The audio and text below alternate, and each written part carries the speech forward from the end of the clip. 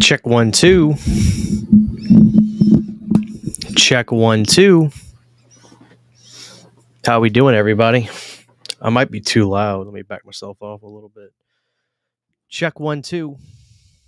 Can everybody hear me? How are we living out there?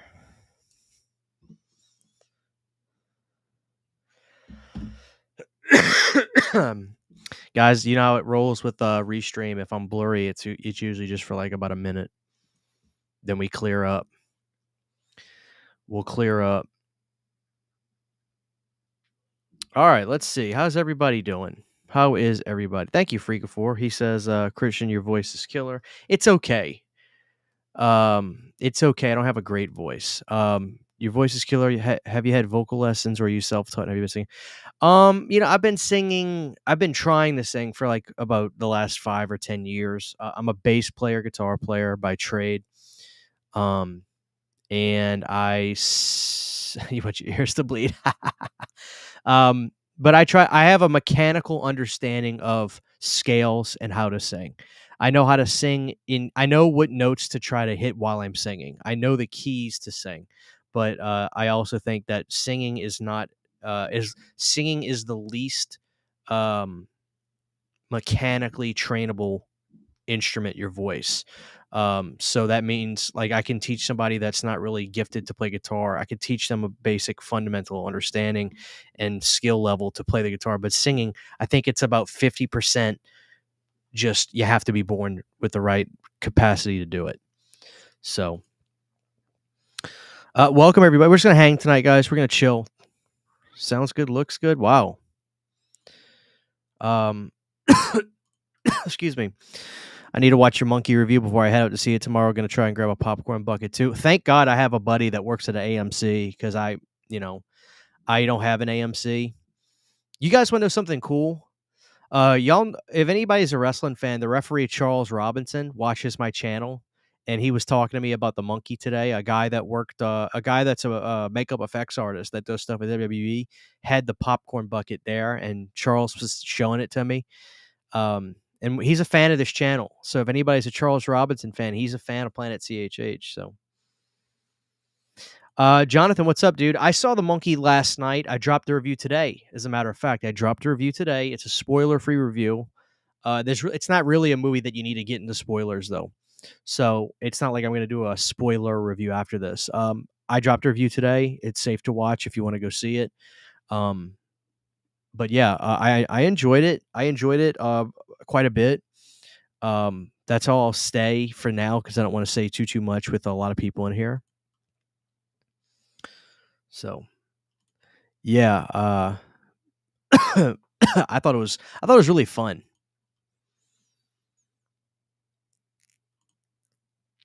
Just found I'm working on Sunday. I'll probably check out the monkey then. Dude, nice. Who else we got in here? Slapping the bass. Fachi, what's up? How are you, dude? That clip you posted about clown in a cornfield had me fucking dying laughing. I was in tears watching that. Shit made me laugh so hard. I need a bottle opener, guys. I got my brewski tonight. Let me see if I got one in here.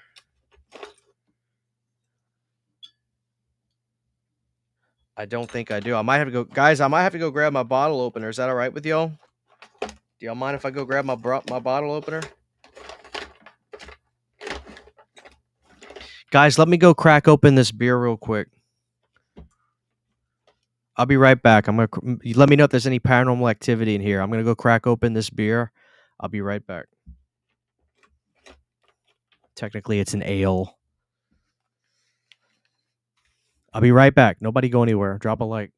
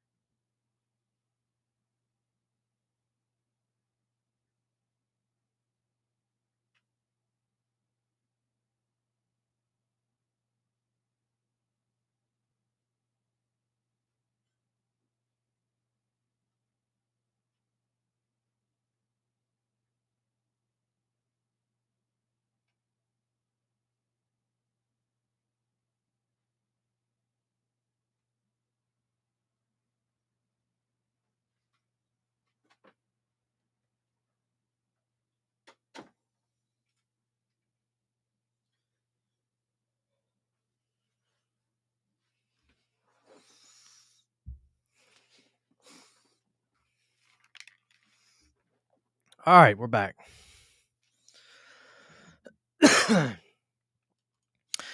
Yeah, dude, I'm excited to watch the trailer. I'm probably not going to review it or anything 'cause it's probably a little bit silly, but I'm going to watch the trailer. I'm ready for that. No caffeine. Well, no caffeine tonight. I want to chill tonight, but I've got my Angry Orchard, so I'm ready to rock. Mm. The Black Phone is pretty good. I think they're going to make a sequel of that.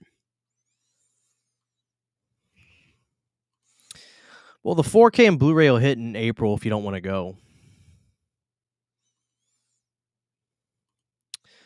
My favorite guitar player is Richie Blackmore. Probably the most underrated legendary guitar players out there. Famously of Rainbow and Deep Purple. I think Richie Blackmore is probably the most extremely talented of all time. Yes, Lil Nate, he's a fan of the channel. We talk fairly often. So good to see everybody tonight, guys. Please drop a like on the show. Let's have a good time. We got Dream Emulator in here with a $4.99. Thank you so much, Dream Emulator. Just wanted to send some love. Hope everyone has a great weekend. Well, dude, thank you so much. I appreciate that.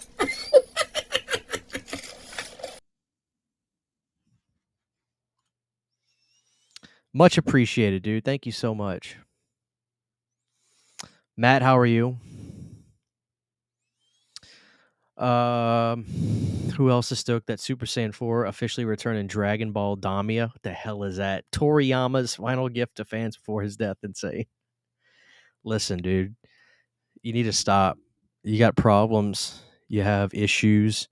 The only thing worth an actual flip with Dragon Ball Z, whatever the hell you're watching, Damia, the only thing worth a flip was the Frieza and Cell saga. And then also Cooler's Revenge and Cooler's Return, although Cooler's Revenge was the best. Other than that, I mean, you can shove all that. Shove it. It's garbage. I'm not interested. Also, I will say that when I was a kid, there was a shop that had import Brawly movies from the 90s or 80s, whenever that stuff came out, because I think that stuff came out a lot earlier than people probably realized. But there were Brawly movies, that big jacked up Super Saiyan that I used to watch.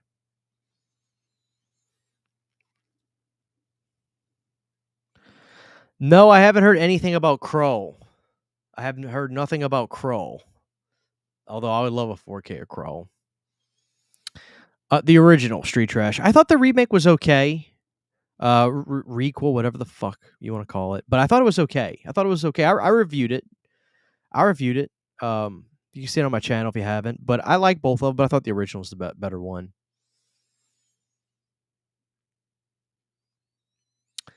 Both Saturn and Tabata are Dragon Ball Damia fans, apparently. Megan 2.0, a little bit, because Megan was fine. Woman in the Yard, I don't know if I've even seen a trailer for that. So, I can't speak on that. We need SS4 Go Geta. I agree. I know you're saying Gogeta, but I thought that was funny. Will we see Dead Alive, aka Brain? By the way, guys, you can't see it, but let me see if I can shine a light. That is my new Mac and Me post. You see the logo? I got Mac and Me up there. How about that? What do you guys think? I got Mac and Me, and then I've got Marked for Death on the wall over there. Steven Seagal, classic Steven Seagal. Listen, the Dead Alive thing, I've heard that it's done. That it just needs to get like approved. That's all I know. Thank you so much, Will, with a $4.99 super chat. Love the channel. Keep living the dream, brother. Dude, listen. Thank you so much. God bless you.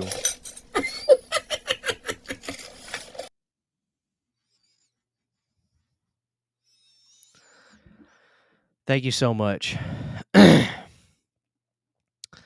We need Kiss Meets the Phantom on Blu-ray. I agree. We need Kiss Meets the Phantom on Blu-ray. I am looking forward to Red Sonja, as a matter of fact. Easily Roman Reigns. I'm not a Seth Rollins fan at all. I guess so. I mean, I wasn't in love with the movie. It was fine, but it made a bunch of money. So, I'm sure it'll do this. The next one will do just as well too. Hey, love what you said. You and your wife make candles. Can you talk about that a bit? And bang, yes, Final Girl K. You need a candles. Please go follow us on Instagram. At this very moment, we're prepping our leprechaun melts candles. We have an amazing pot of gold leprechaun candle with a shamrock actual piece that's going to be on top of the candle. I've actually got one right here. And oh my God, we actually have Grimacy Shamrock Shake melts we're going to be doing. I think one of them is actually going to be a Planet Dirty branded melt. It's going to be like Irish butter or something, I'm going to call it. It's going to be fun. So there's going to be a Planet Dirty melt coming out, and it's going to be awesome. So that's probably going to come next week. And I really want you to go to You Need a Candles on Instagram. Please follow us there. Also, go to youneedacandles.com, which is basically a link for our Etsy store, but it's all through the website you can purchase it from. We're taking over. It's going to be a huge sale, this next one. And we're also going to bring Rumpelstiltskin melts out. Because of the release coming out of the 4K, everybody's celebrating that. We're doing a Rumpelstiltskin melt. It's going to be awesome. Thank you for asking. Brandon, listen, dude, if you got something to say, you're more than welcome to hop on whenever you want. You can turn off your little baby cartoons and you can fight about it. Otherwise, I'm not putting up with your bullshit tonight. I'm just not doing it. Not doing it tonight, brother. What's that? And by the way, guys, if there's anybody in here that doesn't, that's my friend. So I'm just fucking. I never know when I get new people on the show, if they hear me say that, they may think I'm just being an asshole. Huge Erection, great name. Hey, what's up? I love it. How are you? Shout out to Cody if he's in here. Watched Hard Rain a few nights ago and absolutely loved it. There you go. Good deal. Don't worry about it, Todd. You got the greatest thumbnail. It's like a bear with a bear silhouette with Dark Side of the Moon. I love that. That's a great film, Detroit Rock City. Love that movie.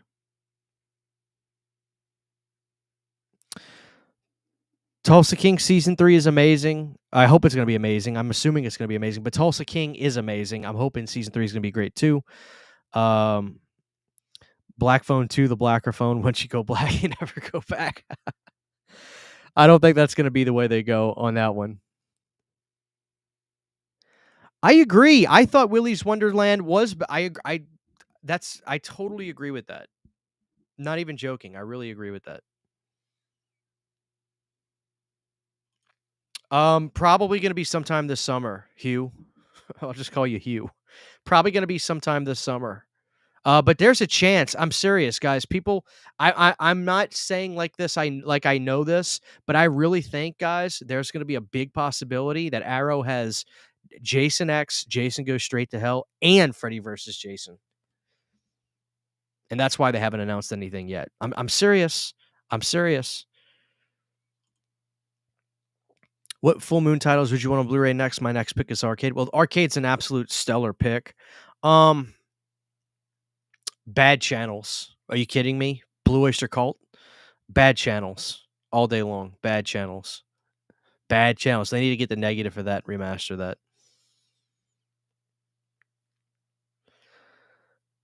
I did see that James Bond is going to be under Amazon. I haven't really that's not true. I do enjoy James Bond films, but honestly, I'm kind of over James Bond, so they can do whatever they want with it.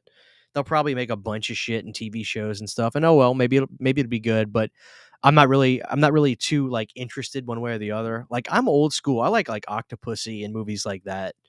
I like those old ones.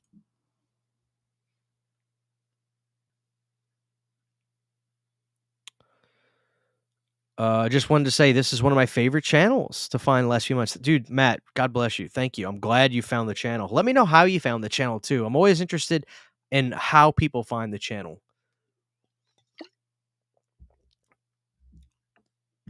I don't think Brandon's gonna hop on. You know how he is. Thank you so much, Gravy with a 4.99. Planet CHH belongs on the big screen. I agree. I agree. That way you can see my Mac and Me poster, and you can see my Ghostbusters sign. I love that Mac and Me poster. That Mac and Me poster really ties in the room.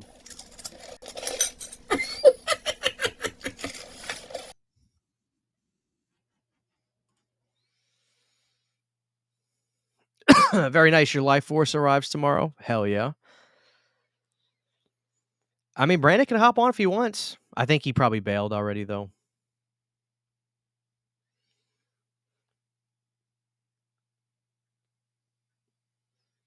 Um, hey, what's up, CHH? Are you going to get the monkey popcorn bucket? Well, listen, thankfully, and I have a buddy. I won't shout him out because he's never, he's never said anything like, "Hey, shout me out," or anything. So he may be private. So I'm not going to give his name out unless he sees this and he's like, "You can."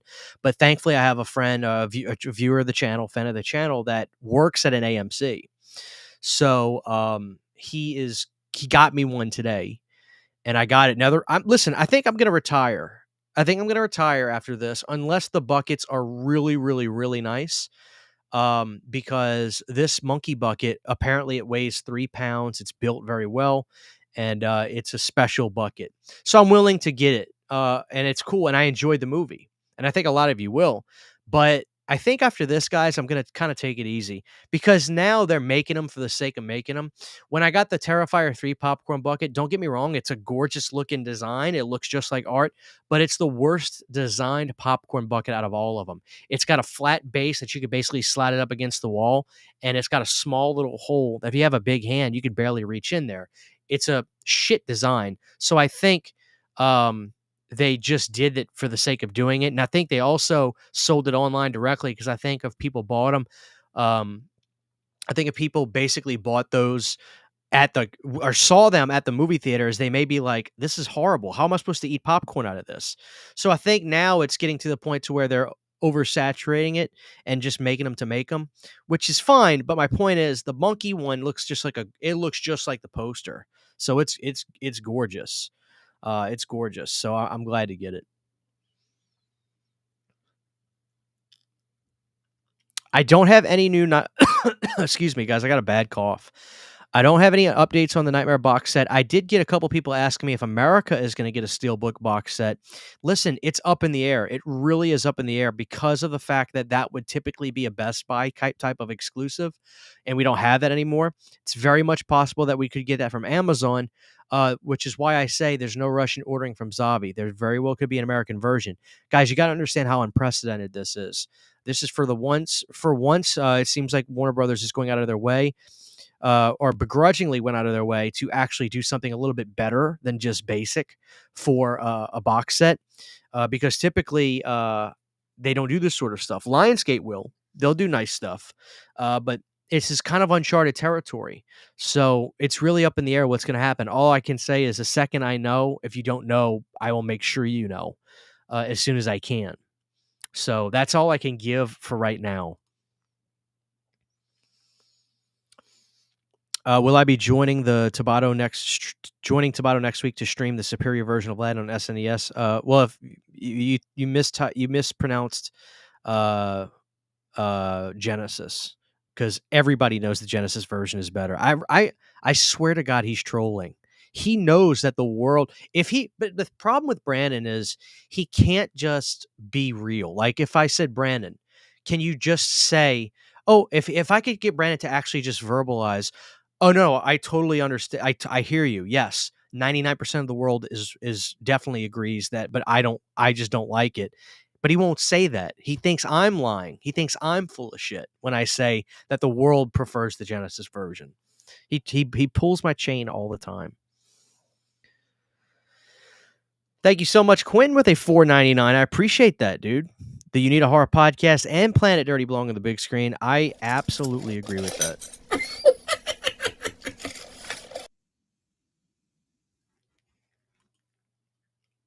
Thank you so much.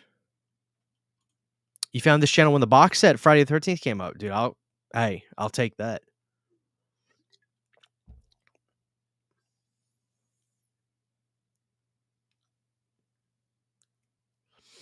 They do them once a month, Omega, so you definitely will. They do them once a month. They time their pre-orders that way they can get, they do it once a month, that way they can put in their order to get everything done, and it's manageable for them that way. You'll absolutely, be able to get your chance next month. Don't worry about that. One of your videos popped up on my suggested feed, so I watched it. Dug the vibe, and your excitement about the Night of Living Dead 90 upcoming release spoke to me. Oh, dude, awesome. I'm glad that YouTube's finally starting to recommend me. I've been around for a while, dude, so it feels good that YouTube is actually trusting my channel for it. Well, Akeem, I'll be honest with you, I honestly wouldn't bother. I keep hearing that there's problems with that. I keep hearing there's problems with it. If anybody bought the release for Texas Chainsaw 2 from Arrow, please let me know, because I heard that there were some serious issues with that.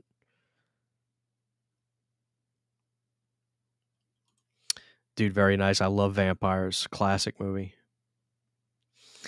Oh, it's expensive, Zach, but I agree. That's why I said it's probably the last one, because they're definitely trying. It's definitely an oversaturated market. They're doing them for everything now, but everybody that has gotten one and showed it to me, like showed me pictures and videos of it, including Charles Robinson, the referee from WWE. I'm sorry, that's so cool to say. I won't milk that too much though, but it's so nice and it's heavy. It's really dense and nicely made. So it's definitely pricey. But like I said, after this, I think I'm done. Like I've got Aliens, I've got all kinds of great stuff, but after that, I think I'm gonna call it quits. It's got to be really nice for me to want to get it.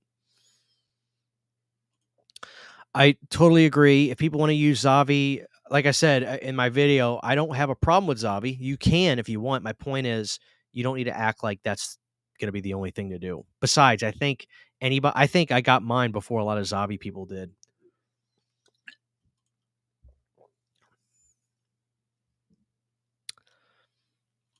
Found your Fit channel through Fright Night 2 video. Dude, that's awesome.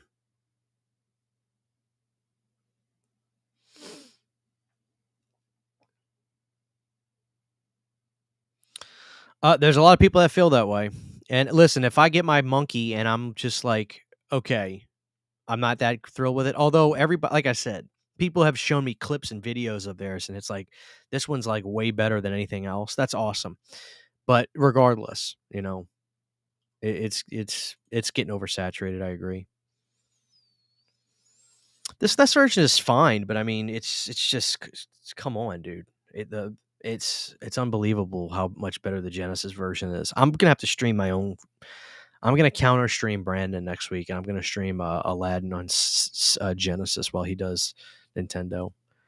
Then we'll see who gets the last laugh.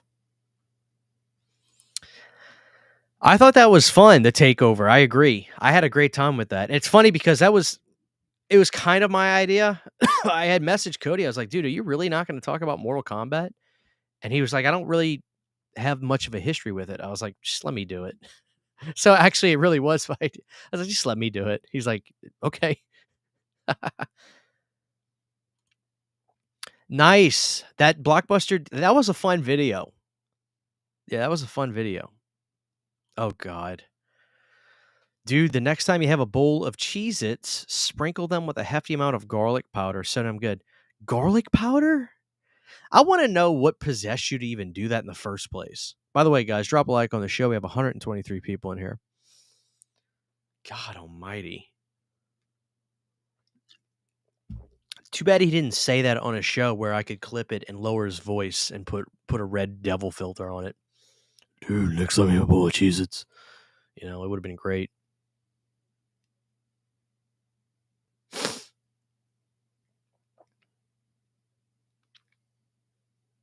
I know, it sounds gross, doesn't it? Garlic powder? He might be onto something. I don't know. Let me tell you guys what I'm obsessed with right now is Tajín. I started getting Tajín seasoning about, I don't know, maybe like a year or so ago, and I love it. I put Tajín on chicken strips, French fries. Tajín tastes so good on Cane's chicken strips, believe it or not, and their French fries. I love it. And I mean, of course, tahin's been around forever, but I just never really got it before. It's got a really nice spicy lime kick. It's so fucking good. So I'm the biggest fan of tahin. I use it religiously now. Orbit messed up my Kronos order listed as a 4K and they shipped me a Blu-ray. Oh damn. Well, I'm sure they'll take care of you. I wonder if they'll make you send it back though, or if they'll just send you a replacement.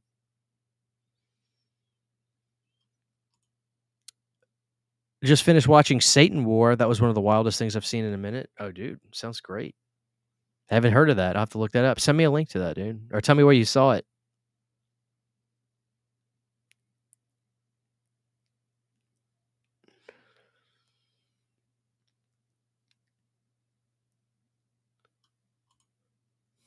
Who's hotter, mustard stained shirt Brandon or Holly Berry? How long do I have to think it over? Found you through the Halloween taking shape segments, dude. That book was a blessing. I learned so much about the Halloween movies that I'd never heard before. And I thought to myself, God, this is so cliche doing videos about Halloween and things like facts you've never heard of.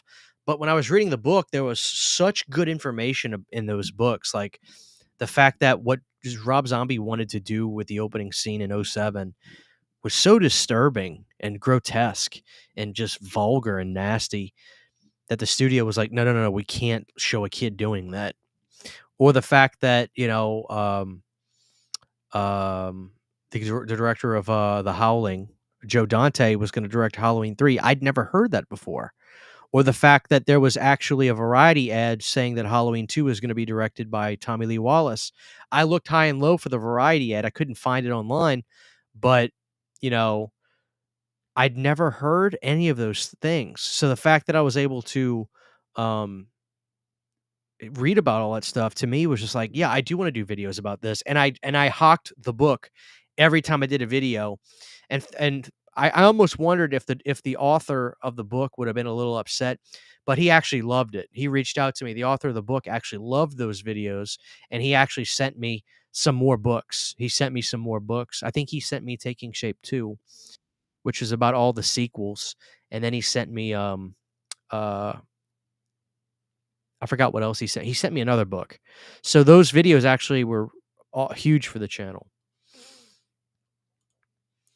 I just ordered the Life Force International cut. We have to order it overseas, right? Already done, but you don't have to, Danny. You can go to Orbit or Diabolic, but I think it's sold out. I think people underestimated how popular Life Force was going to be on 4K from Arrow.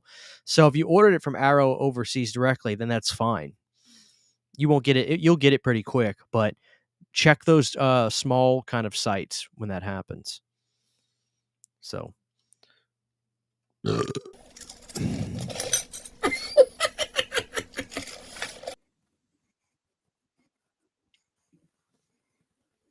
Hey guys.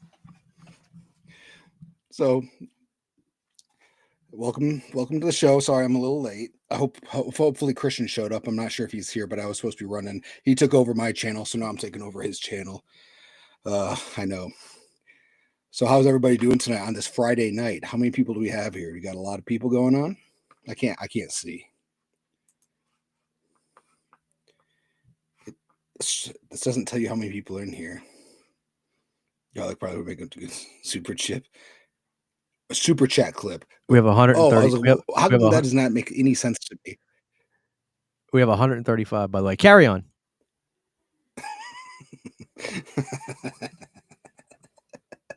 Hello guys, and I do apologize. I do not have a backlight today, so I feel weird. I feel like I'm naked right now. You guys watching SmackDown? That's cool. Cody, it's good to have you here, dude. Good to have you too. Oh, good to have you too. It's good to be had. Yeah, listen, dude. That hat, I'm so jealous of that. Where did you get that? It's the movie. I know, it's gorgeous. I love it.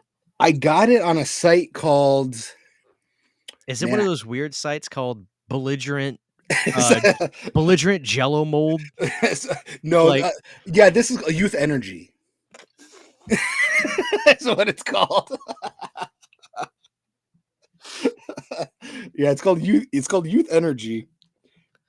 But yeah, I got this, dude. I got a cool twister hat. It says it's like a shape. It's a like a cow pattern on it. I got a heavyweight shirt. I got some Hook merchandise. So got some good stuff going on. I've never heard of that Yeah. because it's like there's the companies now that make all the shirts that are like kind of the big companies now. You've got not Terror. You've got Fright Rags and Gutter Garbs, Terror Threads. Hmm. But now there's like the cool kids. Yeah. There's Tapes from the Crypt. Is that the name of them? Tapes from the Crypt is what I got here. Yeah, and then there's others like Youth Energy, Synergy, Cinema Slime. Cinema Slime. You know what's funny? Sydney ordered me a shirt from Tapes from the Crypt last year, like back in it might have been September. Okay, yeah. And she sent me she told me like 2 weeks ago. She goes, "Hey, I think they're going to ship your shirt soon. They finally said they got it done. They haven't shipped it yet." So, But it's damn near an 8-month turnaround whenever you order a shirt from these companies. dude, so that's my favorite shop, but you're right, dude. It's like I'll order something and it'll come in a year later. Like I don't know what it takes forever, but I love their designs, their shirts. But dude, if you want something before Christmas, you best be ordering it like in March. In March. No, you're not even kidding. No, I'm not. Oh man. Love that Journey shirt. Saw them 2 years ago with Toto. Dude, Journey and Toto sounds like the greatest concert ever. Yeah. I love it when Walmart has these classic rock band like tour t-shirts. They're so cool. Yeah, I just saw Journey last summer With Arnell, right? It was with Steve. Yeah. It was with Steve Miller Band and I thought you were gonna say Steve Perry for some reason. How did I not know about that? Yeah. No, with Steve Miller Band and Def Leppard. How good was Leopard? Dude, Leopard is always great. Always great. This time Journey actually wasn't that great.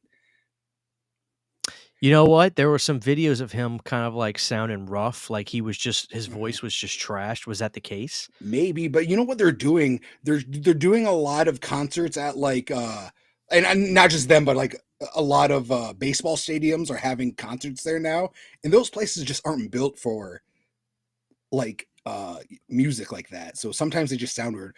But but Def Leppard sounded great. Damn.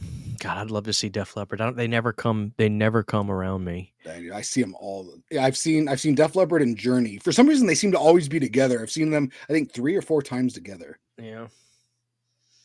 Yeah, God, that sounds like such a good bill. So many hits. Just hit you just hearing hit after hit. Hit after hit, yeah. Thank you so much, Will. $4.99 super chat. I need a Hell Night review. I'll do one. I wish there was a new release for me to talk about. I know I have talked about that movie a lot, Will, especially on the like horror Blu-rays I want you to own. I know I covered that a ton. But I'll do some stuff for Hell Night because that's an interesting little movie. You know, it's a kind of a haunted house movie. It's kind of a monster movie. It's also a slasher film with what's her face from Linda Blair, the legendary Linda Blair. Yeah. So classic movie, dude. Thank you so much. Is that the Wes Craven movie? No, he didn't do that. She did a movie with Wes Craven though, didn't she? Or am I just that's not right? I don't know. I don't think Linda Blair ever worked with Wes Craven. Okay, I'm probably wrong. I don't think he did. Chat. Let me ask the chat if anybody. I don't think Linda Blair ever worked with Wes Craven. Yeah, I'm probably not right. I don't know if you're thinking about that movie Deadly Friend. I mean, I know that movie, but no, yeah, it's not that one. Thank you so much, Mr. Deadlights, for a $5 super chat. I saw the monkey. Why does Corey Cunningham look like he joined the Ramones? That's a great question. I won't say anything else, though, because I know Cody hasn't seen it yet. That's not a spoiler, Cody. Don't worry. Not like that one movie where... Angel Eyes? Or not Angel Eyes, Hard Eyes? Hard Eyes. It wasn't that big of a spoiler, but it's one of those things where it's like, damn it. So now the whole time I'm watching the movie, I'll be looking for certain things. I Me when I go in to watch slashers like that, like who done it, I'm like a detective. You're probably gonna just stream that, huh? Wait till it hits I mean, whatever. I'd like to see it in theaters, but I just don't get out to the theaters, and I'm sure it's on its way to VOD soon. Oh, it'll be like, yeah, you know how it is Yeah, nowadays. It's like a yeah. 2-week turnaround. Because that, and I don't think it did as well as I wanted it to. Maybe not. I thought it would have, but I guess not. Summer of Fear. That's what they did. Wow. Why do I not? Why Okay, does that maybe not they ring a okay. bell to me? Yeah. Cody, what's interesting, and I want to ask the chat this. I got a number of messages, maybe like somewhere between like 7 to 10 of people saying that they absolutely loved that last Planet Dirty. Yeah. And I was wondering why, but like I listened to back to some of it when I was just out and about the other day, and I think people love just talking about those old movie rental places. Mm-hmm. And even me, dude, it kind of wore off on me. Not Yeah. wore off, but it kind of rubbed off on me. And I just Mm-hmm. was like watching old video. I was watching old Hollywood video, like commercials and stuff. Commercials, yeah. And dude, Hollywood video had an energy to it. Mm-hmm. I wish I would have had one. I probably would have tore it up. Dude, it sucks too. I remember going in there, and they used to have like, it was like a weird like semi truck, like a toy semi truck. It was a Hollywood video semi truck, and I remember I was like, oh, I really want to get that, but I was like, I never got it. I was like, next time I'll get it. Next time I'll get it. Well, next time never happened, you know. Man. But yeah, I think it was fun because we touched on all kinds of different subjects. We started talking about action movies, which people like talking about action movies. This, you know, I mean, everybody loves horror, but sometimes you just want to talk about something different. Oh, dude, tell me about it. That's the whole reason I had to rebrand my channel. I was gonna Yeah. go nuts. Mm-hmm. You know what's funny? I don't feel like you talk a whole lot about horror on your channel at all. So I'd you say know it's like what's 25%, right? Like really. Mhm. So I do talk horror on it, but I made it so for 90s month, that's been the last 6 months. I have I wanted to make it a point not to talk about physical media or horror, and I haven't even had a horror poster in the back. I just wanted to see what my numbers would do, and my numbers are very interesting right now. Dude, it's so funny you say that. And first of all, that's awesome. Yeah. You know, it's good because it's like your Simpsons video was fantastic and it did really good. Yeah. I, for some reason, have this room. I don't know what it is, but there's good mojo in here. I feel like whenever I film in here, I have my hits in here. But I also feel like I'm freer in here. Like, dude, the videos I make about the crazy Severin films, they're so fun. And I use this room to film all that stuff in. And I don't know, I feel like this room is just good luck. It's like it's good mojo in here to me. And honestly, dude, some of my favorite videos I've done aren't it's strangely enough are not horror videos. Like the peanut butter solution. I told Garrett and Dead Pit, I said, you guys will never top that recommendation for me. Like that movie is gonna stick with me, no pun intended, for the rest of my entire life. I gotta check that out. Oh, it's my favorite. It's probably top 10 of my favorite videos I've ever made. Oh, your video. Yes, I've seen your video. I've never seen the movie though. I've Oh, seen your dude. video. Yeah, your video was good. Yeah. Anybody in here that's seen Peanut Butter Solution can vouch. It is. Well, that sounds wild. And dude, when I say I didn't exaggerate a shred of anything, I did. Oh man. So earlier, Cody, Brandon was yapping his Florida trap about shoving pounds of garlic powder on Cheez-Its. And he was saying in here? No. He was in the chat. He was just in the chat. Oh, okay. But he was eating garlic powder covered Cheez-It. Excuse me. It's just I'm coughing thinking about that. Like he was putting it on himself. Like he was dousing garlic powder on his Cheez-Its, and Todd said he did it, and it's very good. I don't believe. You know what's funny? I'm gonna do a YouTube short, and I'm gonna try it. I'm gonna say Brandon told me this is good, and I won't lie, but I'm gonna try because I have garlic powder in the house, but I feel like garlic powder. Like I feel like putting garlic powder on stuff isn't that good. But if it was like a like a popcorn powder or something, that might be good. yeah, because there's things I have. I got it at Bed Bath & Beyond. It was so big that I still have it. It's this giant dispenser, and it's got individual little tubes. One of them is popcorn butter. One of them is garlic, garlic vinegar, not garlic vinaigrette. What's that stuff?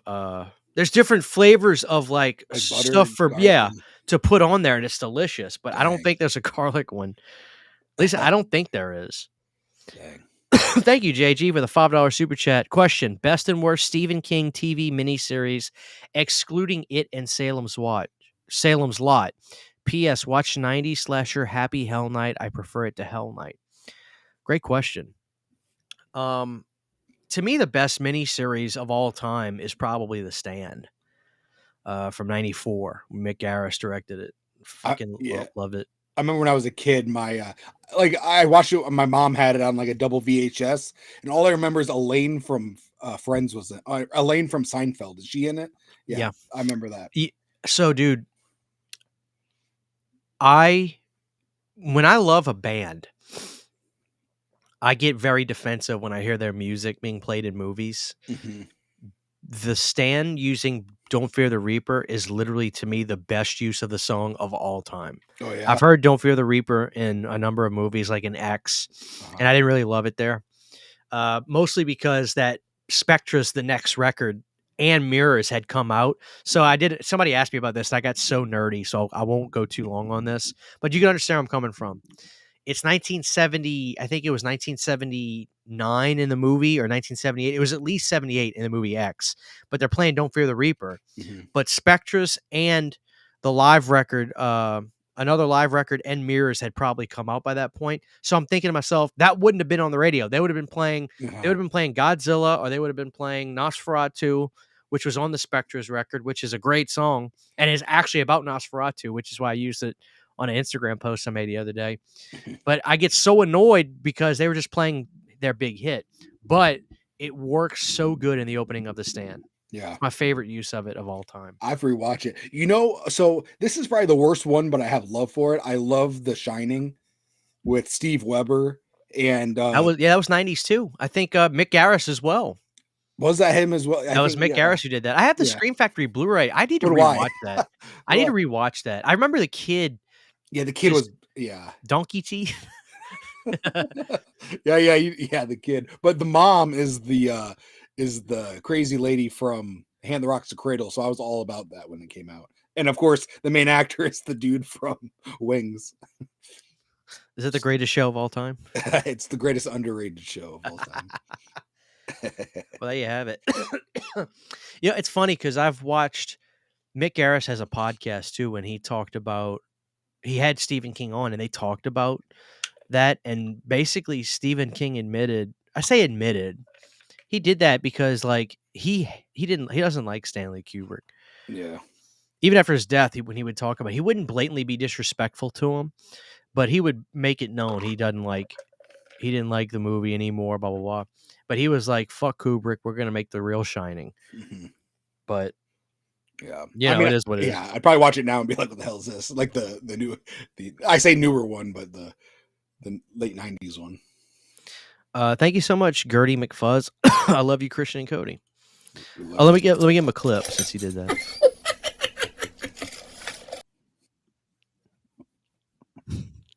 God, I love that so much. It makes it sound like I'm eating the coins. I know it does sound like coins. Dude, I like that blurred Hollywood video picture in the back there. It does. It's classy, isn't it? Yeah. You guys should do a full episode on classic 80s, 90s TV shows and toys that came out.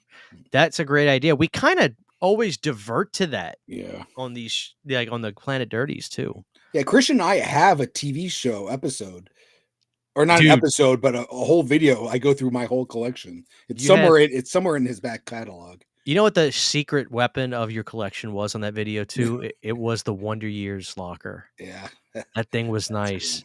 But I also like the Seinfeld napkin dispenser. And I was like, that doesn't have napkins in it. You're like, I think it does. And it did. Did you ever pick up the 4K of that? I have not picked up the 4K yet. I literally haven't thought about it till literally just now. I still haven't picked up Friends on 4K yet either. I gotta wait. I'm sure they're gonna have a dude. If I think at this point, I want Friends or Seinfeld to come down to at least $100. Well, so I know Friends has been teetering at 120, 110, and that's a good price for that. Yeah, for 10 seasons on 4K, that's a good price. Have you guys seen any images of the new Universal Monsters Land coming to Universal Orlando? Wait a minute. Mm-mm. No. I saw that Universal Horror Nights is opening in Vegas soon, like in August. It's going to be year round. What is it? Summertime Blue 28. You said better winter snow. I thought you said when I read it, I thought it said a Betty White show. You want us to do a Betty White show? But I see you said better winter snow. Horror movie, yeah, Misery. That's a good one. Oh, better winter. I see. I like Misery just because it's more grounded, but I like all three of those movies. So, Cody, is this it? Universal Studios Classic Monster Cafe? Are they talking about they're having like a big? Well, I thought they were closing something down, some monster thing. So they're opening something up. I think so. Everything we know about Epic Universe, Universal Monster. Okay, so they're building a new attraction. It Well, looks that's like. good. God, that sounds awesome. Mm-hmm. It's a Universal Monsters themed park. Is it going to be like in? Is it going to be a section in the park? I guess if anybody knows out there, please give me more Yeah. information. The That one sounds thing, awesome. the one thing that sucks, like when they announce something like this, you know they're taking something cool away. Or at least that's what it was when they're like, "Hey, we're doing Fast and the Furious Land," and you're like, "Oh, well, what's going away?" And they're like, we're getting rid of Roger Rabbit and Backdraft, and you're like, "Dang, man." I know it. Let me read this and I'll tell you something I heard. I don't know if it's true or not. Rose Red is probably the most underrated Stephen King adaptation of all time. I remember when that came on TV, it was a big deal for my family. They Yeah, I've all, heard it's good. I don't think I've seen it. yeah. Oh, it's good. I mean, it's good, but What at is the it about? time, it's like they go. It's like a haunted hotel, and this like college class that's into like paranormal studies or something goes and stays there. I could be off a little bit because it's been many, many, many years. But I remember this one scene that haunted me as a kid where this guy was like sleeping in bed and he wakes up and this skeleton woman just leans up on the side of the bed and touches him and it bothered me as a kid. Oh wow. I remember that, but I don't remember the details. It's been a while, but I remember it affected me big time. That was like 2002, Oh wow. maybe 1. I know it was early 2000s because it was definitely before Katrina. I know that because I know I was in New Orleans when I saw it. Yeah. Do you do that a lot? You're like pre-Katrina or Dude, before Katrina, after Katrina? literally live Yeah. my life. Cody, I can't believe it's going to be 20 years this year since Hurricane Katrina. That is God dang, fucking 20 nuts to me. years. Dang. Before I read this is the thing I want to say. And guys, thank you so much for the super chats. All the money goes right back to the channel. I don't know if this is true or not, but I kept reading this on Reddit, which I know is a dangerous area. Okay. I know whenever you say that, it's like, really? I read this on Wikipedia. So I kept reading on Reddit that when they put in the Harry Potter world and all that stuff, that they never actually disassembled all the mechanics and the workings of the Jaws ride, because it's basically they dig out the trench of they dig it out and then they put all the you know how the Jaws ride operated, right? Mhm. The word is that they just cemented over all of that and flattened all the area and demolished everything out around it and then put all that on top of it. So technically Jaws, the shark, is underground still. Oh, Like that's crazy. I don't know if that's true. I Yeah. kind of hope it is because that is terrifying Mhm. and somehow haunting to think about. Yeah. But um I mean, look, listen, I'm not going to shit on Harry Potter, but come on, man. Oh, yeah. Jaws? It's not like Jaws ever stopped being popular. I Like, come know. on. I wonder if it was just a pain in the ass to operate that thing. I can imagine I saw it even kept breaking down a lot, and it was too much money to upkeep. just hiring underwater welders probably to literally get in there Mhm. and, fix shit probably cost a fortune. But then again, you could tell me Harry Potter doesn't cost a Yeah. fortune. I don't know, dude. But I just Harry Potter's a juggernaut, a though. juggernaut, juggernaut. Yeah. So I'm sure it makes a lot of money. I want to go to because I've never been to Universal Studios, but I want to go to. I think they have like a Simpsons land there. You know what? I can't remember if that was there the last time I went was 2010, so Oh, it's 15 years 15 years. ago. I Dude, was I was 18. dude, 2010 was 2010 was like 5 8 years years ago. ago. I know. Yeah. Isn't that crazy? Yeah. Thank you so much, Josh. Hey, CHH, watching from Vegas. Roll the dice, Oh, brother. yeah. What are some underrated 80s slashers that don't get talked about a lot? Also, thanks for helping me shape my horror collection. Josh, thank you so much, dude. I appreciate that. I'll give you 2, because I if I sit here, I'm gonna try to think. It'll take me forever. And if you haven't seen these, Josh, let me know, and I'll give you another one if you comment. Um, I consider this to be one of the greatest. Maniac with Joe Spinell. To me, it doesn't get much better than that. And I also want to throw you that's, I don't know if you want to call this giallo or not, but it's also kind of like a slasher too. It's definitely Lucio Fulci trying to do one more so than anything. The New York Ripper, Josh. You will never experience a movie like that ever again. The New York Ripper. With I the want you to Donald Duck take killer. that. Yeah, please, Josh. New York Ripper. I want you to watch that. It's one of the most insane movies you'll ever see. Those are some rougher movies, though. So I don't know if he wants something lighter. If you want something lighter, I would say like here's a good double feature. They're not really slashers, but I think a good double feature uh like Stepfather 2 and That's a great one. That's a great one. I really like Pet Cemetery 2. I think that would be a good double feature for those two. Of course, you'd have to know the first two or watch the first two first. But if you've already seen the first two, then go ahead and watch those two. I need to see Stepfather 3, but I don't think it really has any physical media release. It may be streaming, but I saw that it doesn't star what's his name? Yeah, And tell you I was like, how do they do the movie? And they he said, has "Oh, he gets surgery. plastics." Yeah, Yeah. plastic surgery. I'm like, "Okay, whatever." Yeah, I think it was made for like HBO or Showtime, maybe even US. It was made for like a TV I heard show. it wasn't bad. No, it's not bad, but I think the quality, the quality drops a little bit. But when you're young, the quality is okay. The quality's okay. If you watch Yeah. it now, because like I want to go back to Mortal Kombat the movie. So when I was a kid, I loved Mortal Kombat 1 and 2. I loved them both. Maybe 3 years ago, I watched both of them again.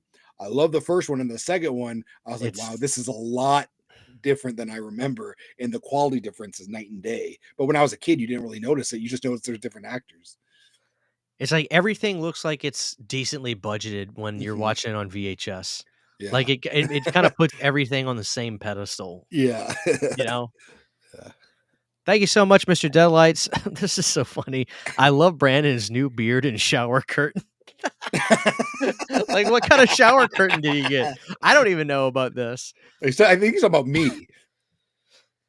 Oh, Mr. Deadlight, that's Cody. That's not Brandon. Unless he knows Yeah, yeah. he's here every night, so I Yeah. think he's I don't joking, know. right? Thank you, Mr. Deadlights. I appreciate that, dude. Thank you so much. Oh, I saw Jesse.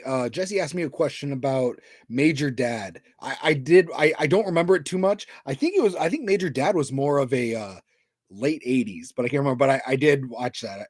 It's something I couldn't tell you much about, but I remember watching that. And what was it, Mr. Belvedere? I remember watching that as well. And Belvedere. Coach? Did you ever watch Coach? I've done like a season and a half of Coach, and I loved it. Coach I was loved awesome, it. man. Dude, they were gonna bring Coach back, but then they stopped it during COVID-19. no during a pre no during Why pre-production. did I add a 19? I know.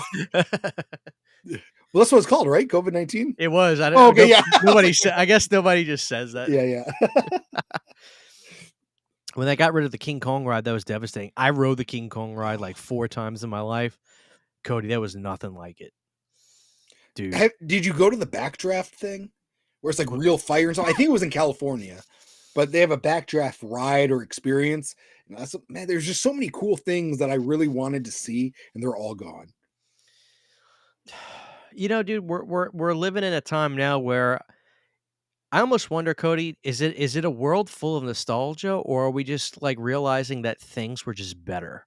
So Mhm. like we're going back to a lot of it. Well, and that's the thing. It's like when our parents were our age, were they like, man, were they thinking about the 60s and 70s like we were? I feel like not really. But then again, you think about like that 70s show was really popular 20 years ago. Maybe it's because they were, but I think it's something about our generation just like I think it was the 80s and 90s was just a special time. I think it's because it was the end of it to why we're really hanging on to it. It was the end of the good Maybe old so. days. Yeah.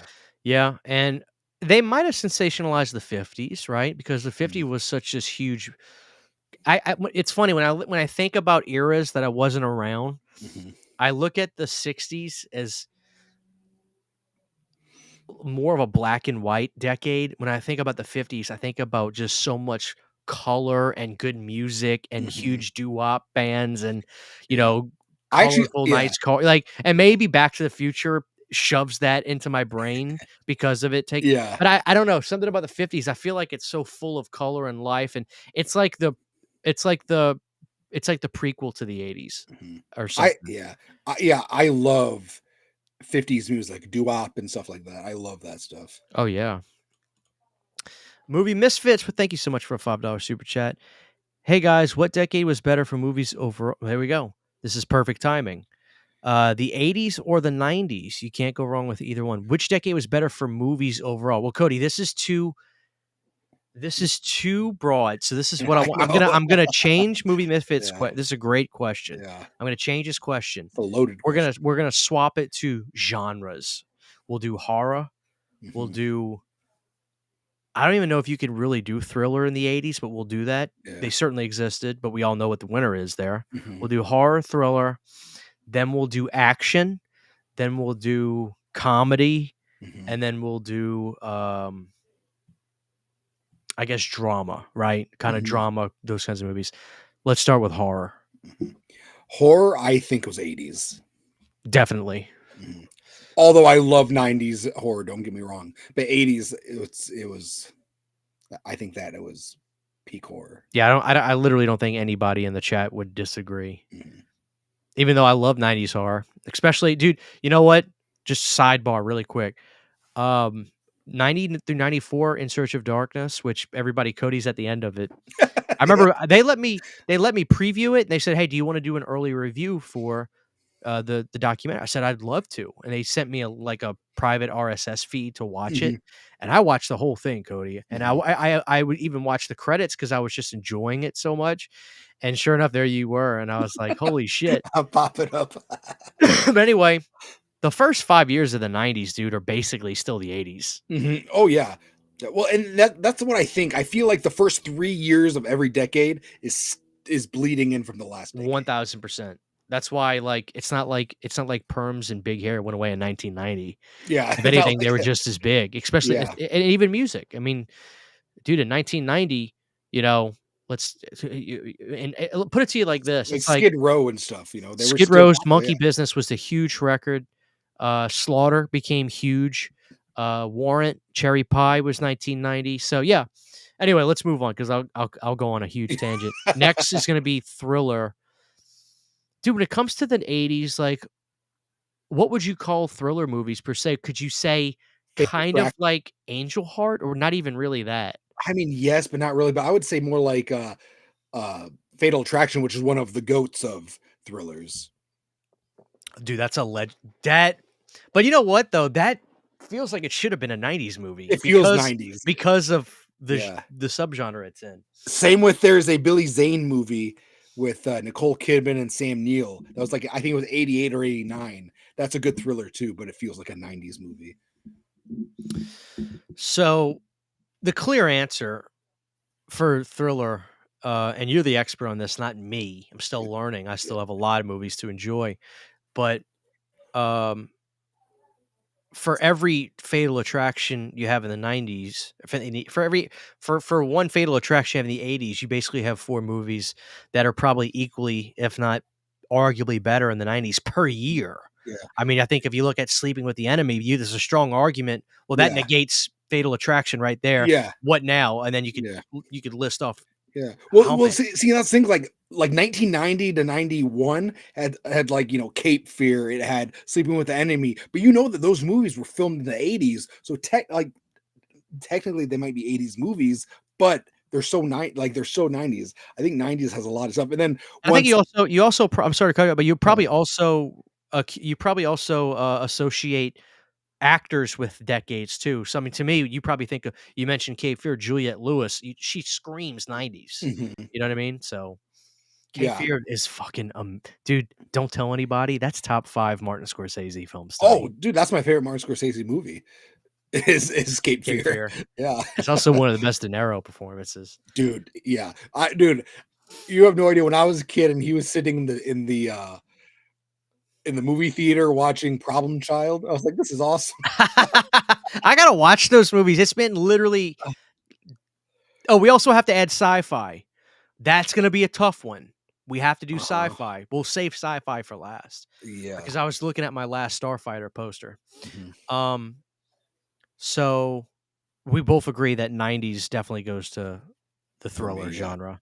Yeah. And do you have any kind of like deeper cut recommends that you could just bring up for me, to hell with the audience, but like, For thrillers? yeah, from the night, because I've seen some. Yeah, man. Have you seen it's actually a Tom Holland movie. It's called The Temp. No.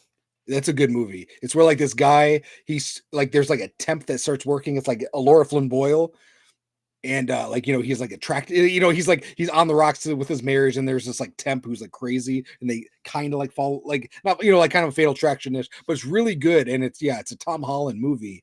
And I remember watching they have a Scream Factory release of it, and I remember him saying that he had like this Child's Play 2 ending to the ending, but they had to cut it last, so it sucked. But it's a good movie. But then there's also another one uh with what's his name? Mr. Calabasas, Mr. California from I know. I what else- told you what's his name? to hell with the actor's name. Everybody knows who you're talking about because they all watch The Office. Okay, yeah, I can't We think all of know his who you're name. talking I about. want to say Kevin Spacey, but that's not his name. But yeah, it's called oh man, what's it called? It's called dang, it's a Bad Influence. It's called Bad That's the name of it. Influence. Yeah, it's with man, what the hell's his name? It's not Kevin Spacey, but anyways, the other guy is Rob Lowe, and Rob Lowe's like this cool, sexy guy, and he becomes friends with James Spader. James Spader. So, but he's a really bad influence. It's a really good movie. I may as well just look up the actor's name. It's James Spader. That's the actor's name? Yeah, James. Okay. Yeah, Robert California. It's James. Yeah, James Spader and Rob Lowe. It's the same director as The Hand That Rocks the Cradle. Dude, Rob Lowe's a legend. Yeah, but yeah, Rob Lowe is like Oh, this Shout Factory did a crazy Blu-ray. guy. Yeah, it's out of print though. Fuck. Okay, really quick. Hopefully you've seen this movie. If not, please, somebody in the audience. People were telling me to watch this movie. They said, Christian, you're an idiot for not seeing this. This is one of the best movies of the decade. I'm just going to describe the movie scene to you.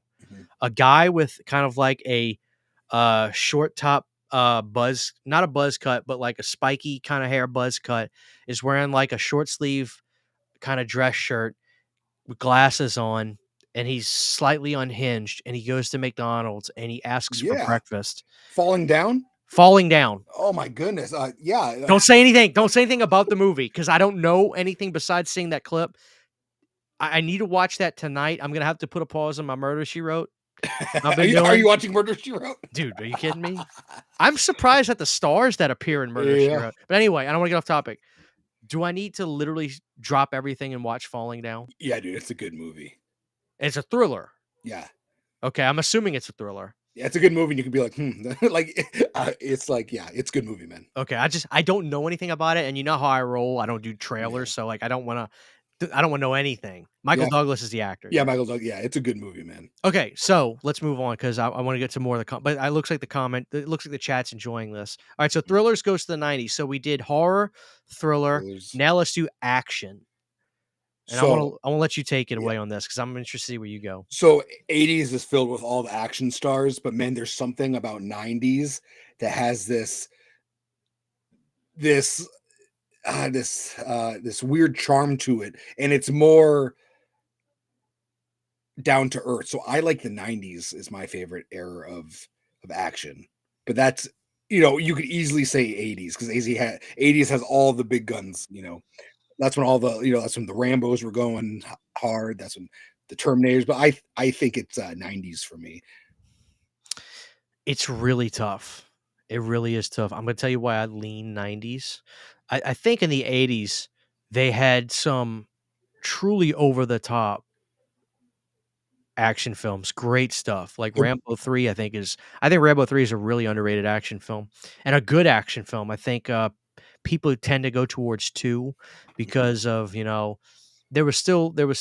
know what it was about 2. People love 2, but I think 3, Stallone was physically the most impressive he ever was. Mhm. I really love the Afghanistan. Mhm. They were trying to Shed shed a light light. Yeah. on like the way that those are the people over it and everything, which I thought was really great. I thought the soundtrack was good Mhm. for the movie. And I think Stallone had some of his best work in the 80s Mhm. with Cobra, which everybody be sure to stay tuned for a video I did about Cobra and a certain scene about him cutting pizza with scissors that'll be coming out soon. I think Schwarzenegger as well was just on fire in the Mhm. 80s. But I got one name, Cody, that this puts it over the edge for me for the 90s. Jean-Claude Van Damme. Mhm. I mean, he started ripping and roaring. It's like, Mhm. dude, 90 through 94 may be some of the best years for action of all time, Mhm. including Stallone with his flubs. But Well, you that still look at what he did in 90 with Rocky 4, which is really a drama, yeah. honestly. But No. Cliffhanger, Demolition Man, Uh-huh. The Specialist, which is Mhm. 95, but still, my point, which is an underrated movie, by the way, The Specialist. Mhm. But Van Damme, Lionheart, Death Warrant, Universal Soldier, Mhm. Hard Target, Sudden Death. Mhm. I mean, and then we have to talk about Seagal. Yeah. It's funny because I did a post today, just a stupid ass, like being silly, and Yeah. I had my Mac in me, and everybody commented about Mark for Death. Mhm. They're like, "That's one of the best fucking action films of all time." Mhm. And you know what, Cody? I rewatched Mark for Death like about Mhm. 2 weeks ago. Mhm. Cody, it really is that good Yeah, I because like it. Seagal doesn't kill his victims. He brings them this close and tortures them. Mhm. And it's like, Seagal's the greatest slasher villain of all time, really. One of them. So I definitely think it's the 90s, but I definitely think it's 90 through about 96, which is the greatest era for action films. Plus, somebody mentioned Speed, and I Yeah. agree. Speed is fantastic. Well, and when it comes to 80s, all those 80s stars that we loved carried over into the 90s and did great things there, like you were talking about with Stallone. But I think what happened in like 89 is we started seeing the everyman action movie. So it was more relatable. And when it's more relatable, it's more like, oh, this could happen kind of thing. Where, like Rambo. So I mean, I'm sure it could happen, but it was less believable. Where now you have, Kurt Russell running around. You have, you know, I- Wesley Snipes. It was just like Passenger 57. I mean, there was a lot happening. And then let's be honest, the best Die Hard was in the 90s. Die Hard with a Vengeance. vengeance. I mean, I feel like that's the winner for most people is Die Mhm. Hard. I just think Die Hard with Vengeance is phenomenal. Yeah. You And know, there's like there's all kinds of different things. Like I remember watching what is it? Like Christian Slater, we talked about that. Like he had some bangers come out, like I never watched much Hard of his action films. I remember you mentioning that. Hard Rain, that was good. Yeah, but there's a lot. I love discovering 90s action movies that I haven't seen before, and I get like a high off of it. Like when I Oh, do a dude, yeah. blind buy, it's like, dude, this is great. I love it. I see Blu-ray Addict's comment. He actually mentioned something important, though. He says my two favorites are Die Hard and Lethal Weapon. I will say this, Cody. Mhm, Lethal Weapon 3 sucks. Lethal Weapon 4 is better than 3. It's funnier, but mhm. Lethal Weapon 1 or 2, I think Lethal Weapon 2 is possibly the greatest buddy cop comedy of all time. Oh, that's number one buddy cop movie for me. I think 2? that's what started.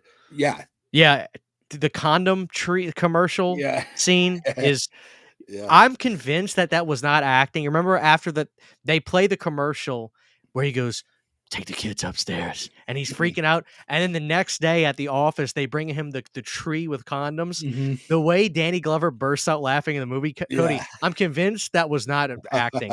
Like yeah, he's laughing so hard. I mhm, think he was surprised by it, and he just started laughing. yeah. So they need to. Hey, Lethal Weapon 5 is supposed to happen. I pray to I God love it. it happens. I pray they're working on it. By the way, I haven't seen anybody say they like Flight Risk. I saw Piz review it, and he says it Dang, was pathetic. I want to see it, but I keep hearing bad things. Yeah. I wanted to talk about. Oh, dang, what was it? Oh yeah, have you seen Loaded Weapon 1? Yes, yes, with Samuel Jackson. Yeah, yeah, yeah, yeah. Yeah. Yeah, dude, I I love love that those parody movie. and the Naked Gun Yeah. dude, it's tough. I'm gonna say I'm gonna lean 70-30, 90s to 80s, but, like, it's not like a full floor it's not like a clear there if we start talking about this, Cody, I could convince myself otherwise, so let's move Yeah. on. Okay. Now we're going One more thing I do wanna mention, when it comes to thrillers in the '90s, there's another one I wanna talk to you about called Eye for an Eye. Have you heard of that with Sally Field? no, And I'm very ignorant to a lot oh, of these dude, movies. okay. I know the hits. Okay, so there's a movie called Eye for an Eye with Sally Field, and, the bad guy is, Sutherland, um, Dennis or Kiefer? Kiefer Sutherland. Dennis is the best Sutherland. Oh, dude, yeah, he knocks on Sally Field. Donald, not Dennis, I'm sorry. Donald, yeah. Donald, not Dennis. Yes, yeah, so anyways, like, Sally Field's daughter's at home alone, like, getting ready for something, and Kiefer Sutherland shows up to the house and, like, murders the daughter while she's on the phone with Sally Field. So Oh, Sally wow. Field is trying to find him, and yeah, it's a good movie, man. It's a really good movie. I'll add that to the list. Yeah. So we did horror, thriller, action. Now we're gonna do comedy. Mhm. What's better from the 80s to the 90s? I think '90s. I think it's the 80s. I think '90s, they just threw everything against the wall, so there's something for everything. Something for everyone. There's definitely more variety, but for my tastes, I Yeah. you can Even convince me like, yeah, you can get into the Chris Farley stuff, which is Uh-huh. legendary with Tommy Boy, Jim but Carrey, I Adam Sandler. I know, but for me, you can't beat, But uh there's legends in the '80s as well. The Saturday it's Saturday 80s Night the Live. Addy the '80s was really the first Saturday Night Live decade with obviously Chevy Mhm, literally taking over the world with Fletch and National mhm, Lampoon's Vacation. But I also love Funny Farm, which is there's a lot of hidden mhm, gems. And Fletch Lives, what a way to end a yeah, decade. And Fletch Lives and Christmas Vacation, uh-huh, Spies Like Us. Um, I mean, I mhm. consider Ghostbusters a comedy Yeah, above anything else. I don't consider it a horror movie. yeah, I know people do, and that's fine. It's definitely a genre, but to me, Ghostbusters is definitely a comedy. Shit, I could keep going. Dragnet. I yeah, love a lot of those yeah, double team comedies with Tom Hanks and Dan mhm, Aykroyd. A Match Made in Heaven. I wish they mhm. would have done more, quite frankly. Yeah, and one of my favorite comedies is an '80s comedy. It's, Weekend at Bernie's. I love Weekend Weekend. at Bernie's Thank you. movie. The '90s is so good, but I there's something about the '80s comedies to me that just hit. Yeah, And a lot of movies that we've talked about even previously, some stuff that like there's stuff that was inherently comedic, but they also blended a lot of genres. mhm, It's tough, man. Like the '90s is undeniable, but my tastes mhm, with Chevy Chase and all that and stuff, I gotta stick with the '80s. Because yeah, to me, the funniest comedy of all time is Vacation. I mean, I yeah, literally the stupid shit that they do in that movie. The grandma being mhm. tied to the car It's in the rain, I it's so fucked up well, that I can't help but laugh. Like they literally like you see the grandma with the yeah, rag over. Like uh-huh. it's so fucked up. Or It's good. when Chevy is driving in the desert and they're lost, and the Mhm. grandma, you're lost, and Yeah, then they hit the yeah, ramp, dude. The car crash, the car go they all would have been dead. That's what uh-huh, makes it so it's so exaggerated the way the yeah, car goes up and slams into the ground, yeah. and they all it's so over the top. To me, Vacation is the funniest movie ever made. Vacation has one of my favorite gags where you know how it's like like it cuts and it shows like like the wife sleeping and then it pans over you see everyone in the back seat sleeping and then it goes to Clark Wait, who he's driving but he's sleeping as well. Like that's one of my favorite gags and then he drives off and then he like he parks the car on accident. He's like we're here like that's it's so stupid but it's yeah. it's one of my favorite comedy Oh, gags it's in a hysterical. movie. Yeah. I mean, I wouldn't die on fighting on this. My Mhm, taste is the '80s, but I mhm, think I'm looking at the chat. I think most people here they probably are going because look at Blu-ray Addict. Adam Sandler, Jim yeah. Carrey, American Pie, Mhm, Encino Man, Big Lebowski, movies. All these movies I love, by the way. mhm, Um, and including those Pauly Shore titles. I think Pauly Shore is mhm. I think he's gonna. his time is coming. I really You do. think so? I think he's gonna have a second win. I think he's this close. Right now we're I don't know. I think the timing is coming for him. Dude, there's like 5 different actors. I feel like time is coming for them. It's just boiling. They're like Macaulay Culkin. He has an Oscar in him. I know he does. I agree. I I I think Rory does too if he hasn't Mhm. already gotten one. I think Yeah. Rory's Yeah, Rory. respectfully, I think Rory is actually a better actor. Yeah. He's done some I mean, he's got range, excuse me. Yeah. But I think I agree. I think Macaulay is gonna do something huge So do soon. I. I feel like he has something A24 up his sleeve somewhere. Yes. I Like, he's an totally agree. A24 actor to a T, I feel I like. totally agree. But yeah, I think a lot of I'm assuming you agree. It's 90s for comedy. It's 90s for me, yeah. Yeah. Okay, so let's move on. Not comedy. Next, we're gonna do um what other genres were there? Was it This is just sci-fi? sci-fi. Sci-fi, Man, I don't honestly, I feel like sci-fi was more banging in, like, the '70s than anything. possibly. Yeah. My gut says 80s though. Like, Mhm. I love a lot of 80s sci-fi stuff. One of my favorite sci-fi movies of all time is The Last Starfighter, which was directed by Nick Castle. I have a poster of it here. It's never coming down. I love it. Also, going back to comedies too. I mean, you got to remember Caddyshack as well. Mhm. Literally one of the funniest movies ever. But, Uh, the greatest comedy to me is Dumb and Dumber. So, sure, that's sure, 90s. Like, that's a sure. movie and, uh, Mrs. Doubtfire. It's just I was gonna say the '90s had some comedy movies that actually made you have like, think about stuff and, like, And you make had you feel stuff in art. yes, But the but 80s then did too. The 80s did I too. was gonna say because one of the movies that blows all those out of the water is Planes, Trains, and Automobile. Like, you Oh, wanna dude. cry in that movie. Literally, yeah. Yeah. Sci-fi, I think I'm gonna go with the 80s. There's a lot of stuff there for me. Mhm. But the 90s too, dude, they do some great shit like Star Troopers. Oh, Is yeah, I guess you're right. Because me, like, for some reason, when you say sci-fi, the only thing I can think of is, like, Lawnmower Man, but that's more horror to me. that's but to me it's inherently sci-fi. I Yeah, would, yeah. so I I don't would know. say probably '80s because that's probably when was, like, Star Trek and all that popping off? Like, all those movies, those were, like, the '80s, right? 80s and 90s, the movies were. Okay.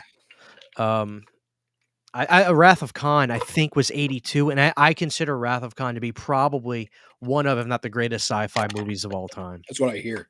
It's fucking incredible. You don't even have to be a Star Trek fan to see it. They botched the first Star Trek movie. So Paramount was like, no, no, no, no. We refuse to give up. We're gonna do another one. And then Wrath of Khan ended up being just amazing. Dang. They get silly, but I like them. People shit on the one where they land in San Francisco and just So I love so that movie. so I haven't seen any of them, but I remember, uh, at my old job in the break room, they had movies playing, and I remember watching that one when they're in San Francisco, and I was like, "This is actually really good," but I didn't have anything to compare it to, but I liked it a lot. They were like something about the whales or something, and I think Catherine Hicks was in it.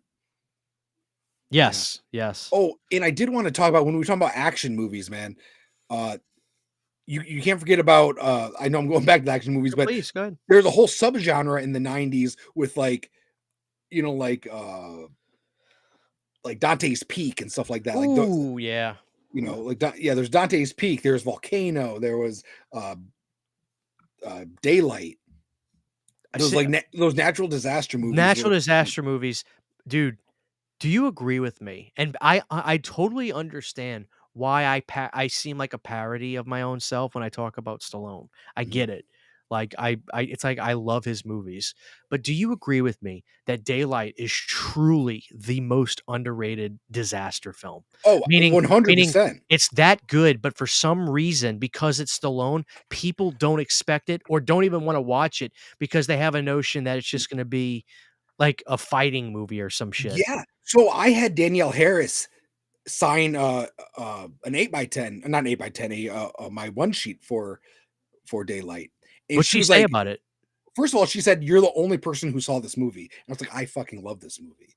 Yeah, she said she's like nobody ever has me sign. She hasn't even she even has a Daylight on her thing. She's like nobody has me sign Daylight stuff. And Dude, Daylight. She's great in Daylight. yeah, I was like I love Daylight. She's great in Last Boy Scout too. 'Cause I talked to her about that. But anyways, I think what people want is they go to this movie thinking like he's going to be fighting bad guys. It's not him fighting. It's like it's him in an action movie, but he doesn't fight anybody. Dude, it's expensive too. The score, and thank you, Blurry Attic. The score for I can hear it in my head right now. Da, na, na, na, Mhm. na, da, na. The score gives you chill bumps. Listen, ladies and gentlemen, if you don't know what daylight is, let me just describe this. There's a bridge that goes underwater. I think it's Hudson like Bay, I I don't think. yeah, that connects New York and New Jersey. This bridge goes literally deep under the water and gets you from New York to New Jersey. There's a high-speed chase in daylight, and there's a 18-wheeler truck that has, like, all kinds of, like, highly explosive chemicals that's transporting it. Well, there's a crash that causes all those explode that causes this huge explosion, and the bridge gets broken up and separated, and there's a section of people literally blocked into this section of the bridge.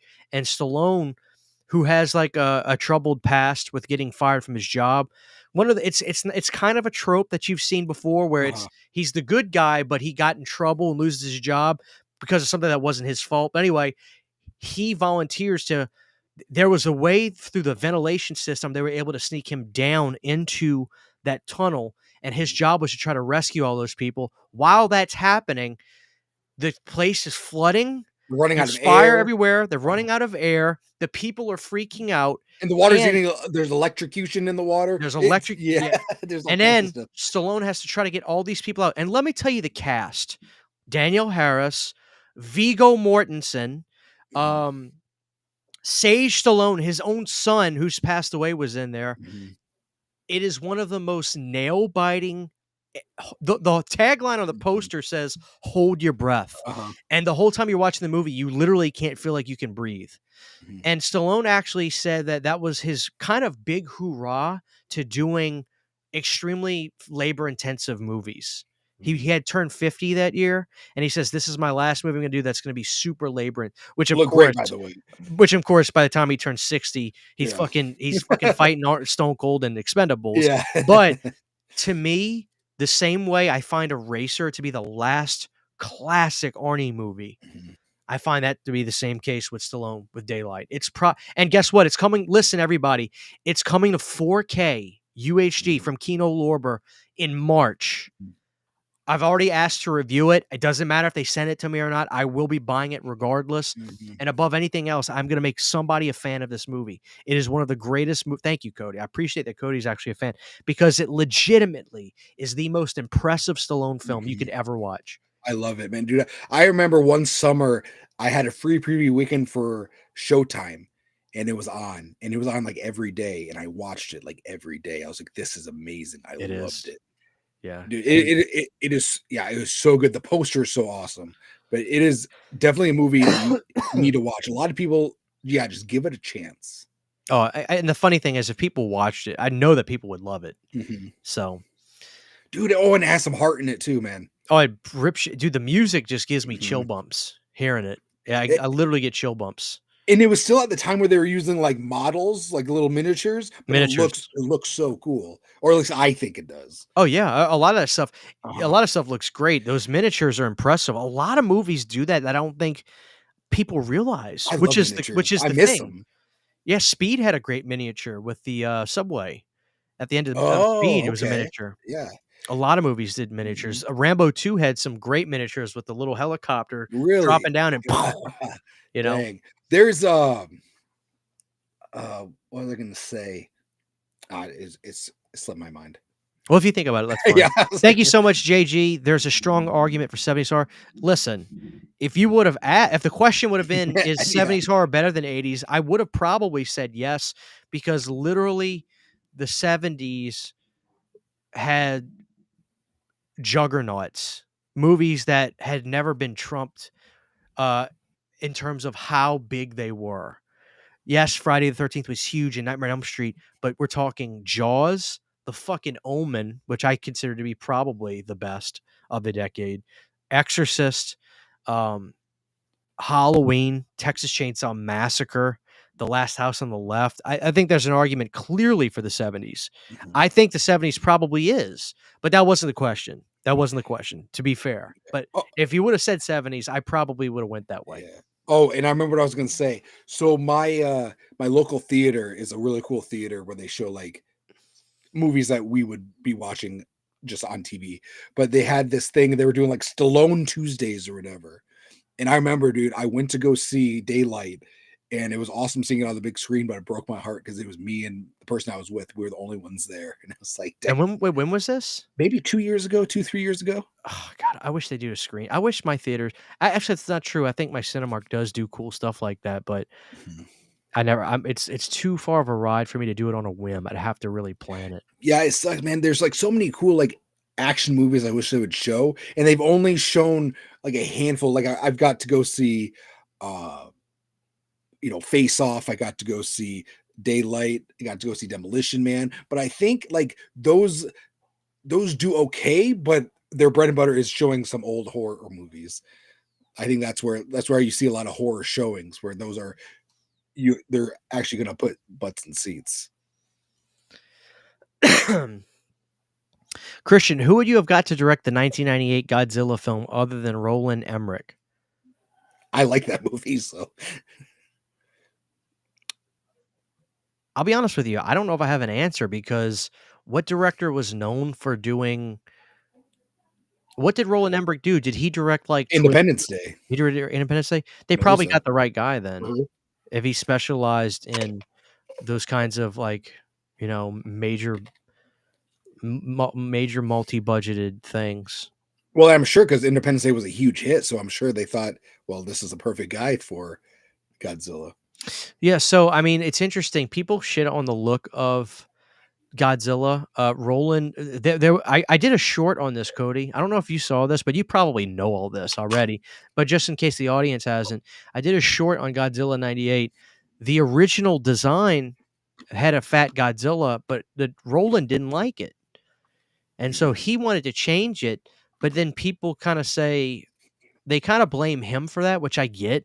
But at the same time, Toho approved it. Mhm. And I think they Yeah, wanted it to look everything. different. They had to prove everything, I think, right? Yeah, they did. And I think Toho probably wanted them to approve it. And then we saw what Toho did in 2004 with Godzilla Final Wars, Mhm, where they had the 98 Godzilla appear out of like a giant dome. And mhm. then lunges at the real Godzilla, and the real Godzilla tail whips him into a building and he dies. Um, you know what? I just wish that I don't know if I really have any major issues. I I don't know. Maybe part of me wishes that Godzilla would have came out right around the same time Jurassic Park did, or maybe a little bit before it. Mhm. But then again, not too long before that, Roger Corman had re-edited Godzilla 84 and did Godzilla 85, which I love, which was New World Pictures, which is so crazy to think about. But yeah, Roger Corman got his hands on. That's a good movie, Godzilla 85. And for some reason, I don't think that Godzilla 85 really has any release. I have Godzilla 84, the original cut of the movie, but as far as Godzilla 85 goes, it's weird that I know people love that. But for some reason that hasn't really gotten any sort of release. And it would be huge if it did. Mhm. So maybe they'll do that soon. But I want that. I want the Roger Corman version because he added new characters and stuff like that. And obviously it's in English, but I don't really have any problems with Godzilla '98. It's just again, it's a time capsule. It's what yes, like you had like I was 10 years old when the movie was coming out, so the hype was like even if you didn't want to see it, like just watching TV, everyone was excited about it, or at least they were trying to get everyone excited for it. So you were on that train. Yeah. And dude, the VHS cover, I mean, I just remember holding it in my hand as a kid all the time. Uh-huh. I feel like it was embossed. It was embossed. Okay, because I remember getting it at my for my Mhm, I remember getting it for my birthday at the mhm. bowling alley and opening it up and just feeling it, Yeah. you You're like, know? dang, this is cool. Mm, Mhm. good times. I went and saw it in theaters for my birthday. Roland said he hated the Godzilla franchise? That's weird. I don't know. Freaky D, how are you? It's good to see you. Maybe Sam Raimi would have had a good take on Godzilla. That's an interesting point. He might have. Yeah. I could see him doing it more than anything. Godzilla 98 had insane marketing. I totally agree. Mhm. I remember getting Taco Bell toys as Oh a kid. yeah. I had the cup, Yeah, I was say I have the cup with the big yeah. dude. Yeah. Um, Dude, I had Godzilla shirts, Godzilla hats. I watched the Godzilla cartoon. Like I was all about 98 Godzilla. yeah. God, man. Did you like when they brought him back? By the really quick, When they guys, brought it back. I'm sorry. Once like in 2014, but I was going to say real quick, thank you guys so much for hanging out with me tonight, and for Cody for hopping on. We got 156 people in here. If you enjoy the show, just drop a like. I would totally appreciate that. I was asking you if you thought 2014 and King of the Monsters and all that shit was good or not really. I saw it, but I couldn't really tell you anything about it. Like that's how I saw it. I enjoyed it, but I never watched it again, and I don't have any. You know, I'm not. I don't own it. I thought it was okay. I thought 2014 has aged well. I like 2014 a lot. I don't like I don't like King of the Monsters that much, even though it's got all the classics like King Ghidorah and Mothra. I hate Mothra. Well, Mothra's and shit. don't they have like Donkey? They have like I saw Donkey it, Kong, yeah. not Donkey Kong. Godzilla versus King Kong. Yeah, they I did saw they that. did they did like 2 of those. I think I saw one of them, and I thought it was okay. Uh, the They did gorilla's cool. I'm actually a fan of the Peter Jackson Oh, 2005 5. or 6? Yeah, King Kong. Yeah. Which That was one of the first movies I saw after Katrina in the well, theater. At and the that was mall. There was at a the movie mall. theater in the mall. Dang. Remember those days. Well, and you know what's crazy is that was a movie that came out that everybody loved, where now nobody likes that movie. I feel like Well, it's like, dang, people turned on that movie real quick. listen, that's Peter Jackson firing off at all cylinders right there. I mean, he was making epics and they were giving him the money. I think the first half of King Kong '05 is incredibly strong. Mhm. Especially them make like the travel into the island to the Skull Island and stuff is just it's fantastic. Dude, But when he fights that T-Rex and like pulls dude, it's insane. It's yeah, I thought it insane. was awesome. But I will say, of all the new monster movies that they made, Kong Skull Island is Mhm. by far the best one. I saw it in theaters, but I don't remember anything about it. You remember John Goodman in there? Yeah. Was in there. Is am I remembering this wrong? Is John C. Riley in it? Maybe I'd have to look at his Okay. face. I don't remember it too much.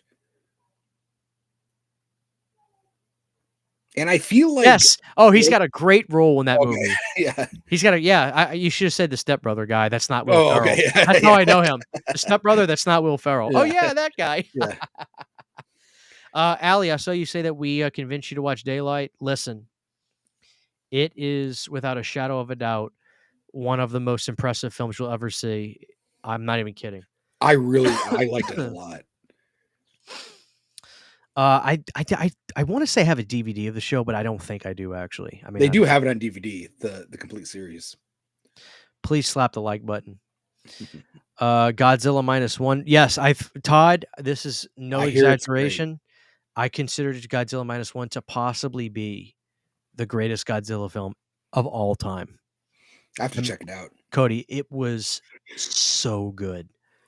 First of all, Godzilla is always at his best, in my opinion, as a villain. Not to say that I don't love the battle films. God knows I love Godzilla versus Space Godzilla and all that stuff. A lot of those Heisei and Showa era movies, I grew up on them. My uncle raised me on them. I used to watch them all the time. Mhm. But Godzilla -1, Cody, has the richest, most emotionally gripping story and the greatest Godzilla destroying the city.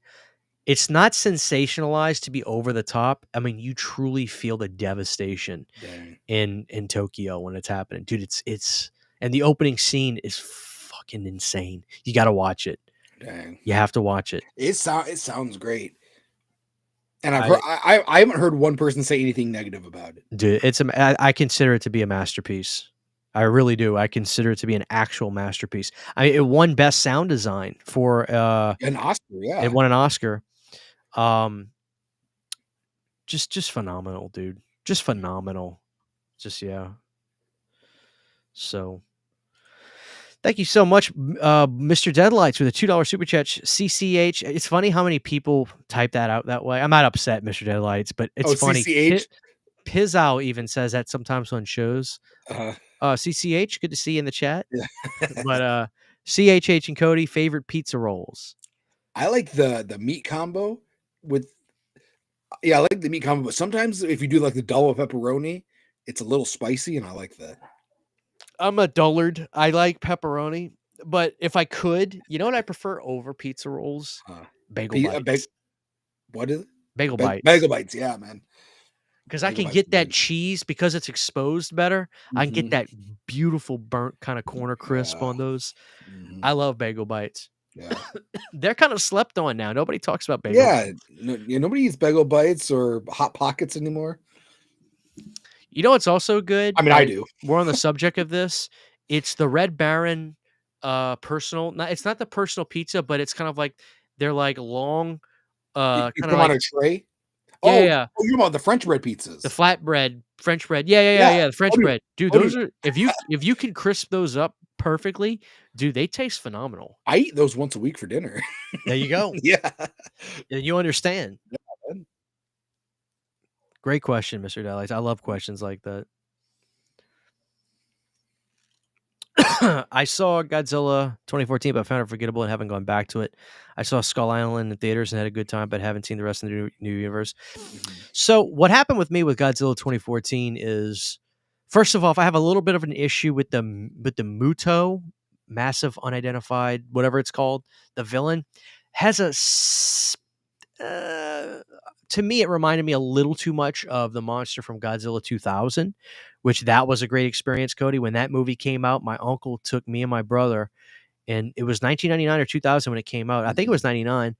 My uncle took me and my brother to New Orleans, the New Orleans Cinema Dome thing, whatever it was called. It might have been in Slidell, but anyway, it was this awesome movie theater that our local theater didn't have it, but he took us to the special movie theater where they were playing Toho's Godzilla 2000, and it was amazing. I mean, it was just so fun. We got to see the real Godzilla. No offense, but like we got to see the real one in theater.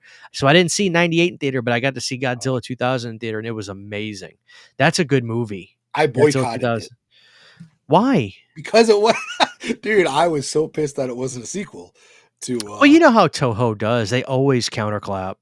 You I know. was I was I was 11 years old. I didn't know what Oh, was you don't going on. Yeah, understand. Yeah. I didn't understand that. I was mad. Just like I hated Val Kilmer for the longest time because I didn't understand why he was Batman and Michael Oh Keaton yeah, wasn't. yeah, yeah. Dude, I had a grudge against Val Kilmer that lasted to like maybe 10 years ago. I just hated him, man. I watched his movies, but something about him, I just did not like him. And then when like George Clooney took over, I like George Clooney You as like Batman. Clooney, so you're Yeah, all right with that. Clooney. I Yeah. was okay, cool. Someone took, knocked that guy off his pedestal. I mean, now I was just a kid. I didn't know. No, I totally get Didn't that. I understand. totally get that. That's me when my mom took me to go see. When I was a kid, my favorite movie of all time was The Flintstones. Oh yeah. So when Viva Rock Vegas came out, my mom took me to go see it, and I cried in the theater when it wasn't John Goodman. Mm-hmm. I was so devastated. You know, Mm-hmm. I need to go back and watch that movie. It may be bad good now if I watched it. You know what I mean? It may be bad good. Which one? The other one or the first one? Viva Rock Vegas. Oh, the first one's a fucking Oh yeah. classic. Are you kidding me, I dude? never saw the second one. Dude, as a kid, imagine like I just it's so funny to me thinking back. I'm like 8 years old watching my VHS tape. Even I would 5 years old, really, watching my VHS tape of the Flintstones, Yeah. and like, what does embezzling mean? Like, I didn't know. And it's like it's so funny the plot of that movie because it's like it's a little advanced for like a child to understand. Well, that was my first time seeing Holly Berry, and Oh, she was I was smoking in hot, love man. with Holly Berry. In that movie, man. Thank you so much, JG, with a $2 super chat. My bro wants to know what you think of Dark Water. I haven't Um, seen it. Yeah, Dark Water. I believe Arrow Video put that out, and I got that years ago, probably around 2016. It was good. It reminded me a lot. And I say this not like it was imitation. I think it probably came out well before, but it was a movie kind of like The Ring, where it's like the Mhm. creepy kind of girl movie. And there was a really creepy scene in Dark Water. The star of the star of the film, I forget the actress's name, of course, Is but Jennifer Connelly? no. I'm assuming JG's talking about the original Oh. Japanese dark Oh, water. okay. And forgive me if it's not Japanese. It may be something else. I apologize. Mhm. I assume most of that stuff, the movies come out of Japan, but um, the Asian dark waters. Let's just say that. Um, that movie was really, really good. There was this creepy scene in an elevator where the girl like wraps herself around the mom and she's completely fried and burnt.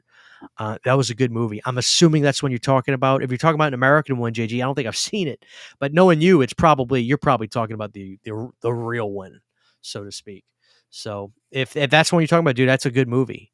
If Arrow put that on in 4K, I'd Mhm. probably get it.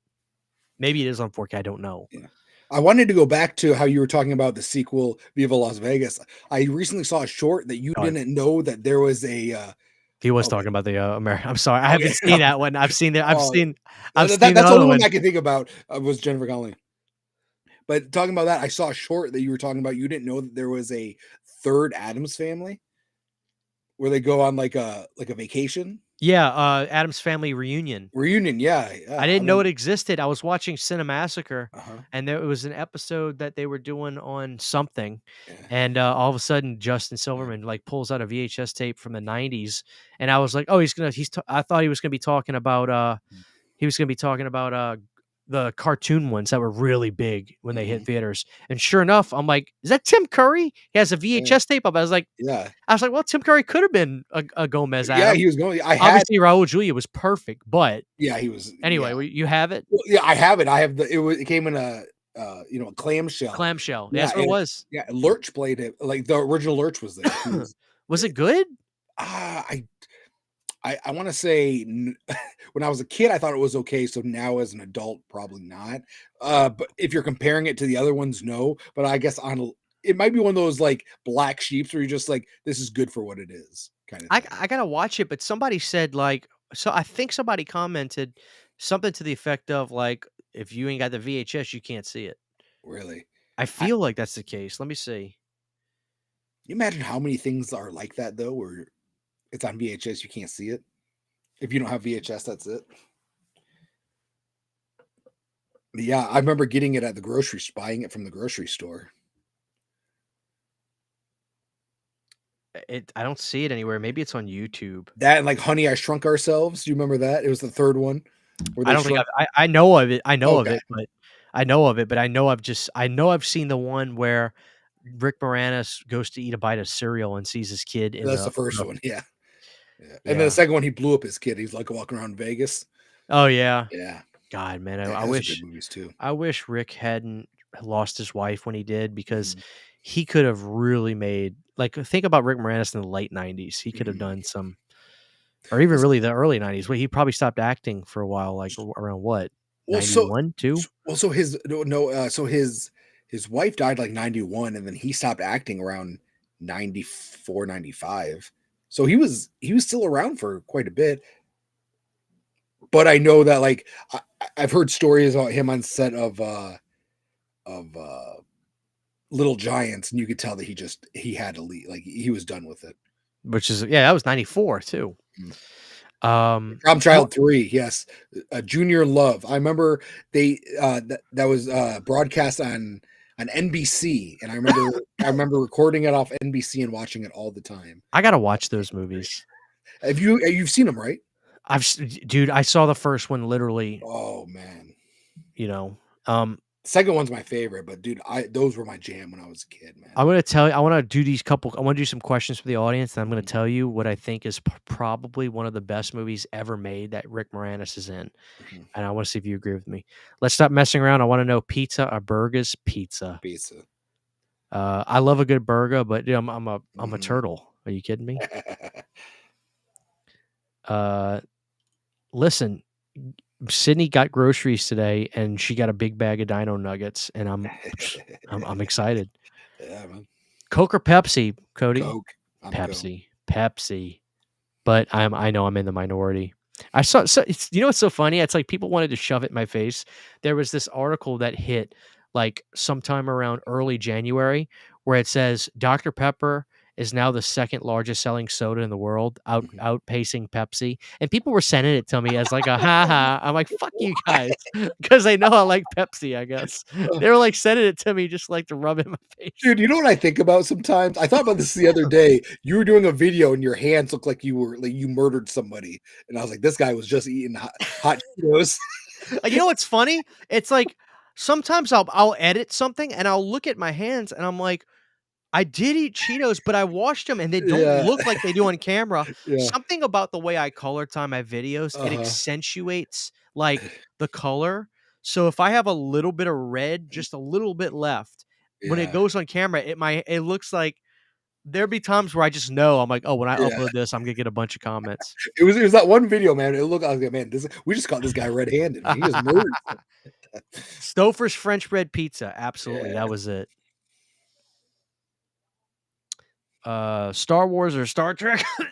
I'm I've never seen Star Wars. I guess Star Trek.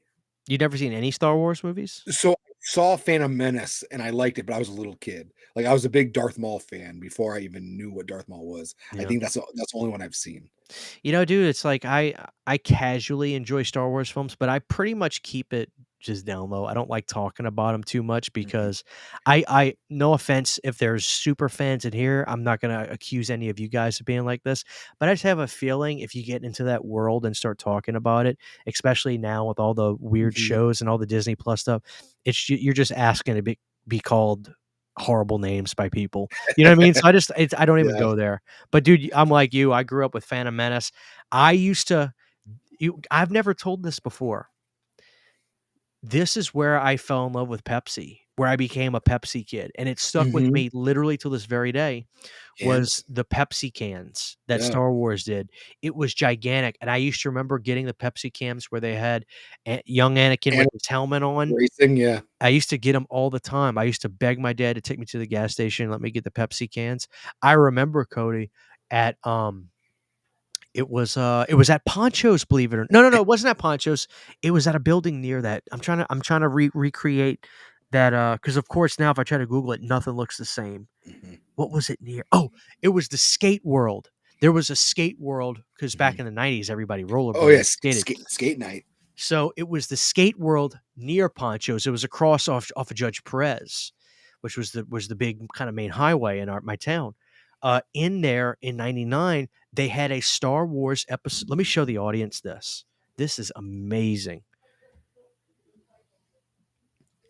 Fourth Seal Studios. We talking Cheetos? I got here in just in time. All right, let me show you this, Cody. I'm sure you've seen this, but just in case the audience hasn't, Cody, was amazing. I was mesmerized by it. Look at this, Cody. It was a Yes. Star Wars Uh-huh. Pepsi machine.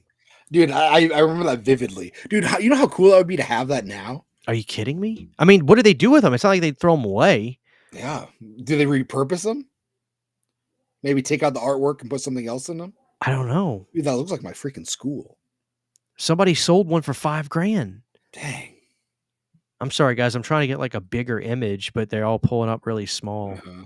There we go. People could Yeah, probably see that. yeah, dude, I Look at that, remember that. Cody. Mhm. Look how amazing that is. But mine was a can one. I don't remember it being a bottle one.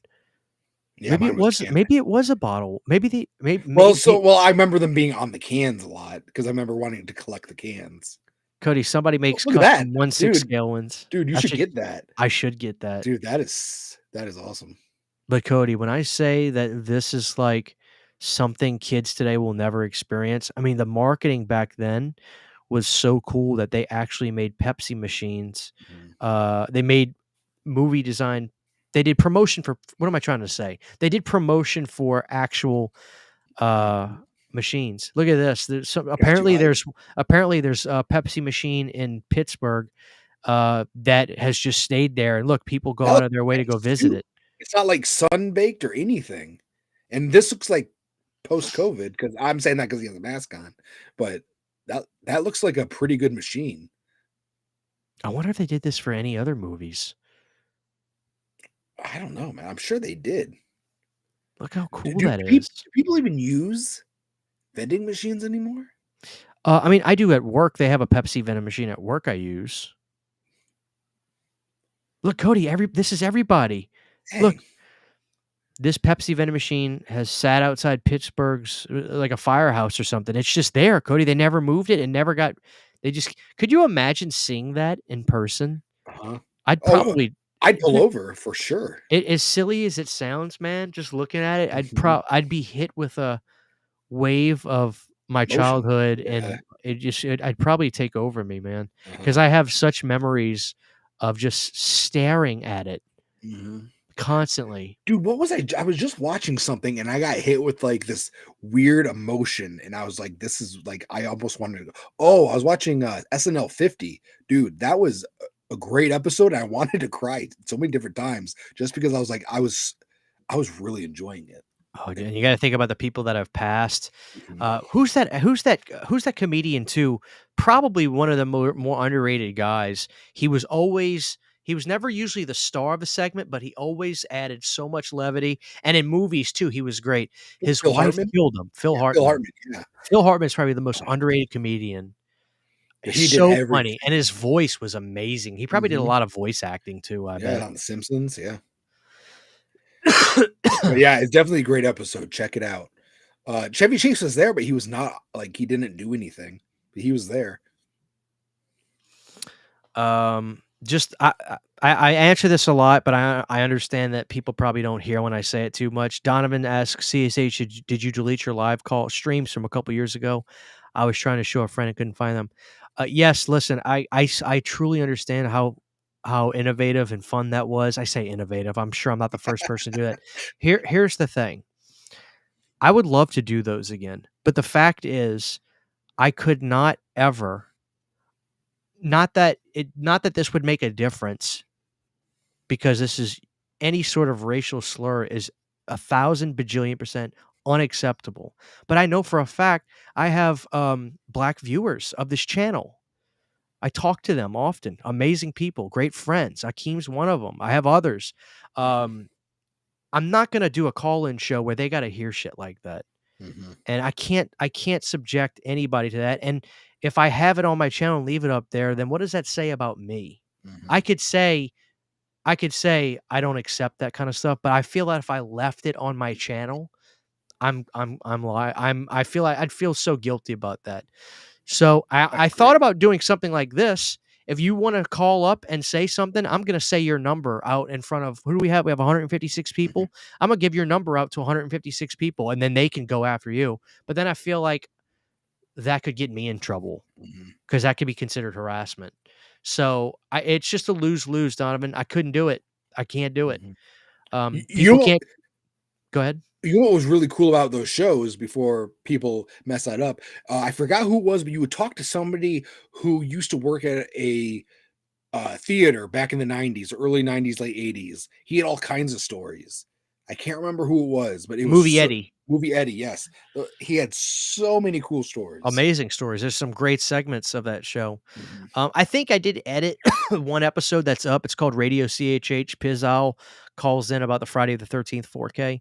But other than that, it's just I Yeah. can't do it, guys. I mean, people ruined it, and it's so funny, Cody. I got so irate.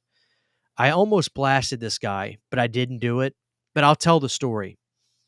About a year ago, somebody was trying to call that number that because I didn't give my actual phone number. I did a Google Voice thing Mhm. where it takes a number that's not in use and it lets me assign it to this Google account and where people were calling in. So somebody was trying to call that number because they probably thought that's how they could reach me. Mhm. And I just happened to go to my Google email, which I never really check, and I saw that I had a voicemail as an email. So I pulled up the voicemail and this person calls up and they say, "Hey Christian, I was that guy that kind of sabotaged your live call-in shows. And I just want to say, like, I'm sorry I did that. I kind of messed up your show. And I was trying to be funny, but I'm sorry." And I wanted to call him back, and I was like, "You really want to call me and apologize for messing up my show? And you're not going to apologize for For saying the saying, freaking N word? Are you uh, fucking kidding me?" I wanted to call him up and be like, "Dude, you're a piece of shit. mhm. Like, you're not even gonna fuck the It's show. not even funny. I Fuck don't the even know. show. Yeah. You think it's funny to say that?" Mhm. I was, dude, it made me so irate, Mhm. but I didn't call him back. I just blocked the number. Mhm. But dude, I don't play that shit. Yeah. Like, are you kidding me? That just made me so mad, and that made me even more like, that was when I said, "I'm never gonna do that show. I'm not gonna do the show again." Mhm. Because people are that shitty Mhm. that they won't even they think it's funny. Mhm. So they wanna apologize because they just messed the show up, not Yeah, be you know what, because of what they Christian? said, yeah. What I did was so abjectly bad. I Mhm. should not have said that. That's wrong of me. I might have even taken the guys, called him back, and been like, "Listen, shit's not funny, dude." But the fact that he just apologized because he messed up the show, Mhm. that's where I was like, you know what, I can't, Mhm. because people are that just anyway. I'll get off the subject, but people are Yeah. that stupid, dude. Yeah. So yeah, it got ruined, guys. I'm sorry. I tried to have fun. I tried to have fun and do fun stuff, but people are that bad, you know. Mhm. Hey, CHH, I just got the Tetralogy box set and I'm happy with it. Honestly, I love how it includes part 4. Oh, good. So yeah, I think you had asked me about that. If it had all the same features as the hard box one, dude, awesome. You got nothing to worry about. Glad you enjoying it. Is there a Pepsi machine, a Congo Pepsi machine in Oklahoma somewhere?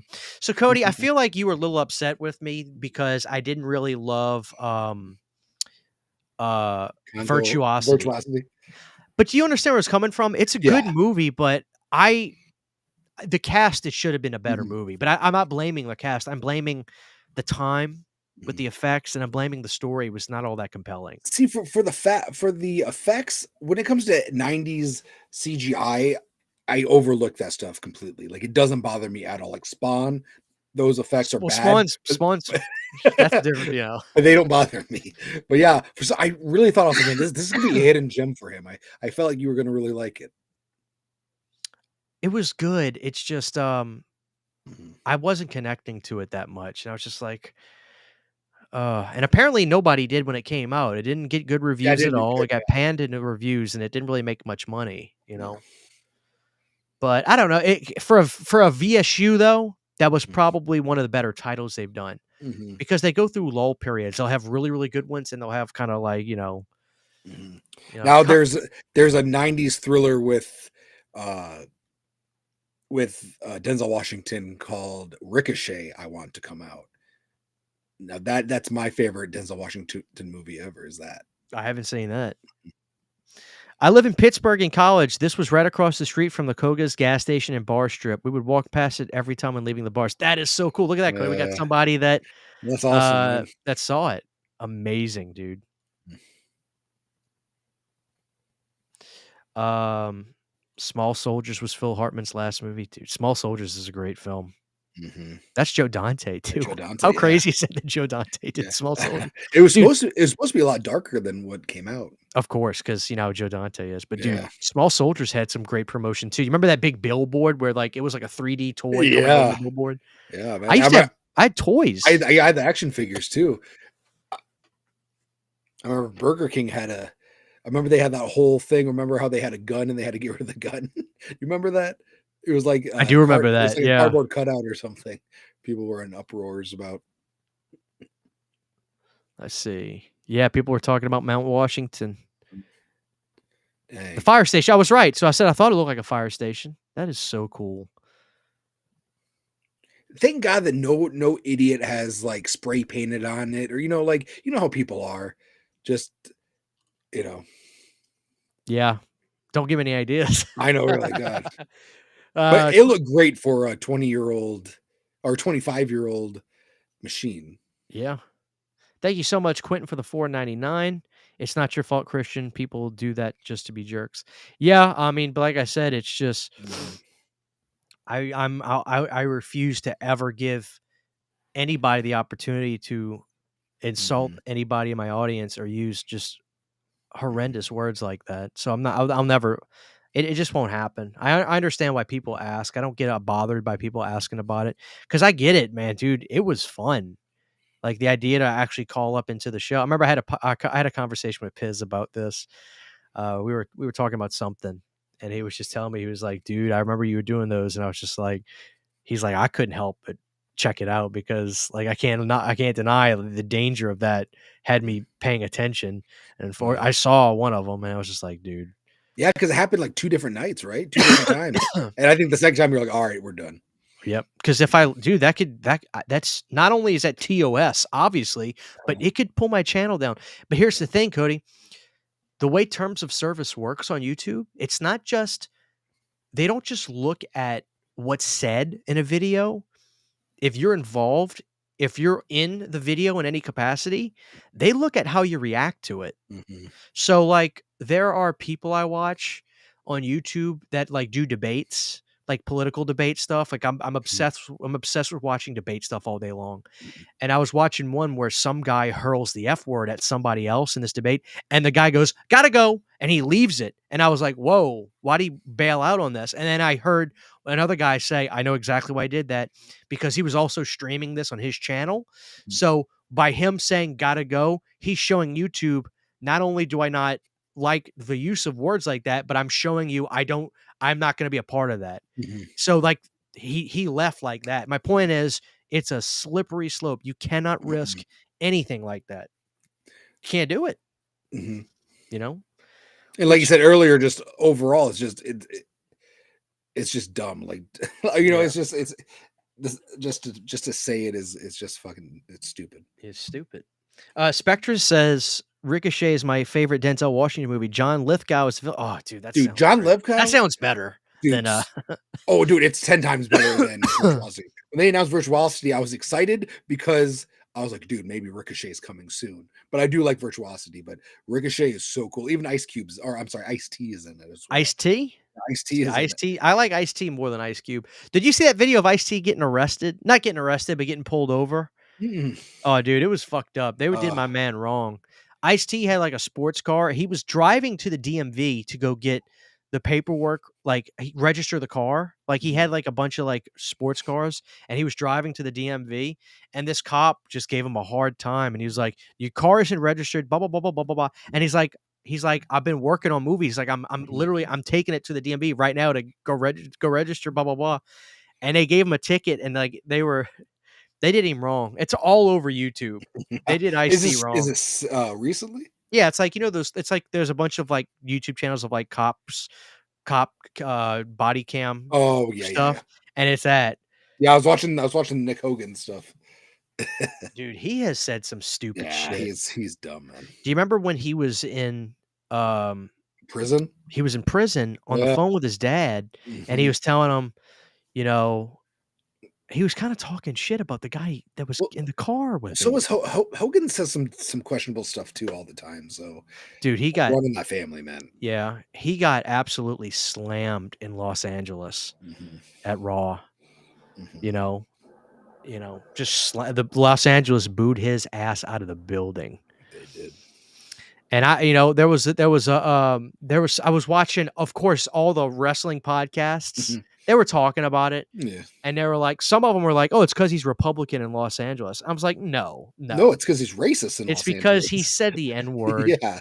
in a not only just said it, but he said it bad." Mhm, And that clip of him in a porno, much less mhm, the Gawker stuff, mhm. and he's just yeah, he's done some fucked up stuff. So and then he was hawking beer. That's the Yeah, only reason he was there yeah. because the Undertaker was there. Uh-huh, Clearly, I mean, the Undertaker's a Republican. uh-huh. He was in LA, and they cheered Yeah, like they heard him. crazy for the Triple Undertaker. H? Yeah, like, yeah, Yeah, so it has nothing to do with that, yeah. yeah, it's like people aren't really that divisive the way Yeah. the media makes it out to be. Yeah, But especially in, like, wrestling, wrestling's very forgiving, but when you do stuff like that, it's not very it's a different story. this is how forgiving wrestling fans are. You wanna know what's so hysterical about this? This is how forgiving wrestling fans are. There's a channel, the Kayfabe Commentaries, which I love, with I forget the guy's name, Sean something.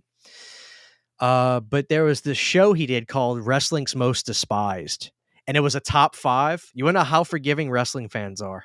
Chris Benoit was number 3, not even number 1. There were 2 people Oh, there were 2 people that wrestling fans despised more than wow. Benoit, who murdered his Wow. kid and his family. Wow. Oh, wow.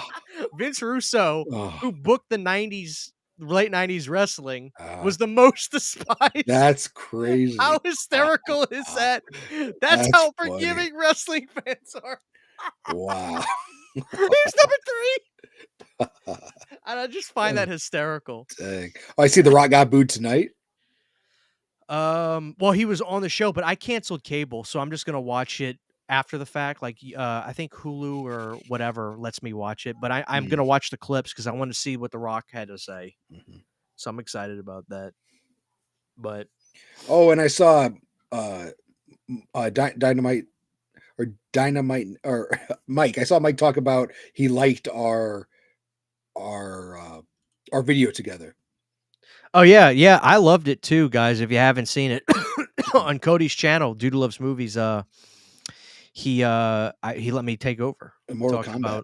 talked about Mortal Kombat. Yeah. Good edits on that, by the way. I wanted to do that, but I was just like, I'll let Cody do it. Dude, And you you know did a what? great job. It probably would have came out a lot faster if you did it, just because I was like, because I don't know that much about Mortal Kombat. So I was like, damn, is this the right person? So I was looking at and I was like, hopefully this is the right ponchos. And then the supermarket, was that the right supermarket? Swaggerman's or whatever? 'Cause Schwegmans? it's Swegman's, yeah, because I put like a Yeah. okay. Yeah, that was Yeah. it. The Oh, ponchos got me though. I couldn't believe you found yeah. a commercial for Dude, that. there were some cool commercials for there. Like I saw it later on, like there's like a 1994 commercial. It was like it was nostalgic for me to watch it, and I've never even been there. So imagine you watching it. But yeah, I thought that would be cool to put some of that stuff in there. I don't believe this is a serious question, but I'll ask it. Have you guys ever walked into someone's fart? I seem to be the king of accidentally doing that in malls and stores I shop in. Uh, what ki what state are you in? That's what I wanna know, number 1. You getting crop Um, dusted. I've done that a bunch. I can't say it's happened to me. Man, I have what I hate is like I remember being in like a break room at work once, and everyone was in there, and everyone left. And I was, you just had to let it all out. And then as soon as you do, someone walks somebody will in, yeah, I've done that too. I'm just like, and you're all by yourself, and you're just like, it just smells in here, guys. you wanna know what I get embarrassed about, Cody? Uh, Is if I have to go to the bathroom, and I mean, I gotta go, I don't have to pee, mhm. and I go into the bathroom, and there's at work, we have a 2-stall bathroom. Yeah, too salt. Yeah. There's nobody in there except one guy in the other stall, and as soon as I sit down, dude, as soon as I start making noise when I'm going, I wanna laugh, and I literally have to go, like, as soon as I'm going, I gotta go.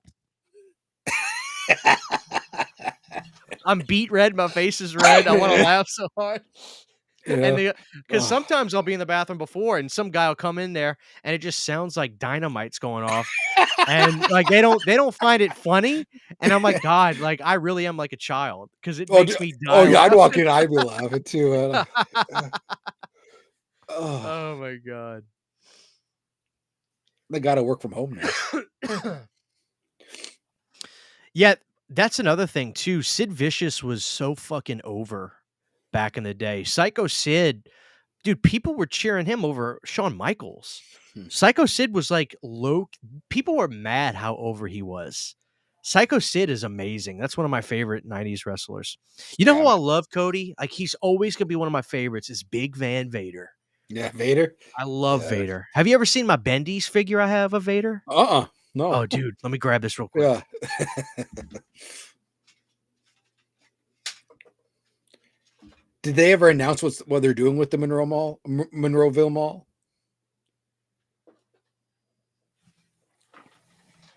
Explosive diarrhea will never not be funny. I know, man. That scene from Dumb and Dumber when he's on the toilet, that's pinnacle comedy to me. I laugh every time. So my wife got this for me. It's from LJ. It's not LJN. It's Just Toys brand Mhm. from 1996. So Vader had just come to the WWF. Oh, that's cool. Got the KB Toys. And this is okay. So that's KB Couture. So this is old. It's not like a new issued thing. No, Yeah, $2.99. It was on KB. sale because KB Toys they had a lot of stuff real cheap. Mm, But yeah, it's in the box still. that's Big awesome. Vader, one of my favorite big men, probably my favorite big men. And look at this, Cody. This is when they had little action cards Mm-hmm. you could cut Gotcha. out. Uh, But who, I wish I could have got that ring. who else do they have on the back there? See if I have Vader, any of those. Who Sonny, Sonny, wow. Mark Merrow, and Psycho Sid. There he is. Psycho Sid. Psycho Sid. I But have a the Vader one's the coolest one. I have a WCW Sid Vicious from back in the day. Nice. Goldberg! Goldberg! The Millennium Man. Dude, Dude. I was watching it live, or I was watching it live when he broke his leg, dude. I was just like, what the hell? Like, dude, it freaked me out. Oh, man. Did I ever tell you I met Psycho Sid? Did you? Rest in peace to him. We lost him. Uh-huh. I was working in the oil field. I was driving from Shreveport to Midland, Odessa. Mm-hmm. And for some reason, I pulled into a gas station, and somewhere in a small podunk town in Texas, little nothing town, just at a big Love's gas station. You know, they have those big truck stop gas stations. Mm-hmm. And sure enough, there he was. Dang. And I saw him, and it took me a minute to be like, is that really him? And And what year is so this around? 2015. Okay, so not too long ago. I mean, 10 years ago, but Yeah. oh yeah. So I went inside. He had gone in. I had went inside and gone back to my truck, and I was gassing up. I just started gassing up, and I saw this monstrous guy walk in. Mm-hmm. And he came out, and I saw him, and I'm pretty bashful. Like, I'm not just the type to just run up to people. I'm not shy, but I guess I'm also just, I don't want to bother people, so to Mm-hmm. speak. But I went up to him and I said, "Excuse me, sir. I'm sorry to bother you." I said, "Sid?" He goes, he kind of looks at me. He goes, "Yeah, that's me." I said, "Hey, I'm not gonna bother you too much, but I want to shake your hand and say I'm a really, really big fan of you. You're always one of my favorites, and thank you for the entertainment." Mm-hmm. And he said, "Thanks, man." And he's like, "Is that your truck?" And I was like, "Yeah, I'm going to just traveling for work." He goes, "You work in the oil field?" He talked to me briefly because he's kind of like a southern kind of guy, Mm-hmm. and he was just he's just like, "Yeah, you like that work? Blah blah blah. I got a nephew that's looking into getting into it or something. I can't remember exactly what he said." Mm-hmm. But, I didn't ask him for a picture or Mm-hmm. nothing. I just enjoyed a moment with him. He Yeah. was very, very respectful. Mm-hmm. But Cody, when I shook his hand, it jolted my whole body because Yeah. he didn't go like he went, Uh-huh. shook my hand, and dude, he literally could have taken my wrist and just broke it by Yeah. doing that. But a gentleman, an absolute gentleman, I heard that he was the nicest guy in the world. the real deal, Mm-hmm. the real It's deal. so I don't know if you remember this, but back in WCW, he came out like there was like one episode he had like this like mentally or this handicap guy, Seth. You know what I'm talking about? Yes, I remember Seth. I remember when I was a kid, I was like, what is that? Because it was only one episode. But anyways, after he died, they explained, like I keep seeing videos about it. It was his neighbor who was a big wrestling fan, and he brought him to work one day and he did this and everything. He was front row at his funeral. So they Yeah, were I believe friends it. all the way to this day. Yeah, dude, great guy. Mhm. That doesn't surprise me. Just great guy. Yeah. Twillard says, "Dude, it's driving me crazy. What was your Rick Moranis question?" I'm so sorry. So here's my Rick Moranis question. It's not really a question, but Cody, I'm gonna say a movie that Rick Moranis was in that I truly consider to be a Criterion type of title, one of the greatest movies. You can relate to so much in this movie, no matter where you are in your life. I've never seen a movie this well rounded, this well done in my life. I really think this is one of the best movies I've ever seen. You ready? Yeah. Parenthood. Parenthood, okay. With Steve Martin. Steve Martin, Rick Okay. Moranis. There's a segment in there that no matter where you are in your life, a kid, a parent, a single person, it doesn't matter. Something about that movie, you can take something from it that you can relate to, Mhm. and it drives everything home perfectly. Parenthood is one of the best movies of the 80s. It is, I think it's a Criterion movie. Oh, it's Like, a it's great that movie, yeah. good. And I think that Steve Martin is undeniably great in that. I think that's one of his best movies, and it's kind of sad too, It is, yeah. And Rick Moranis played the over controlling husband. I watch that movie sometimes, and I'll say to myself, I hope I never become like that. Which City could beat the brakes off me if she wanted to, so I can't.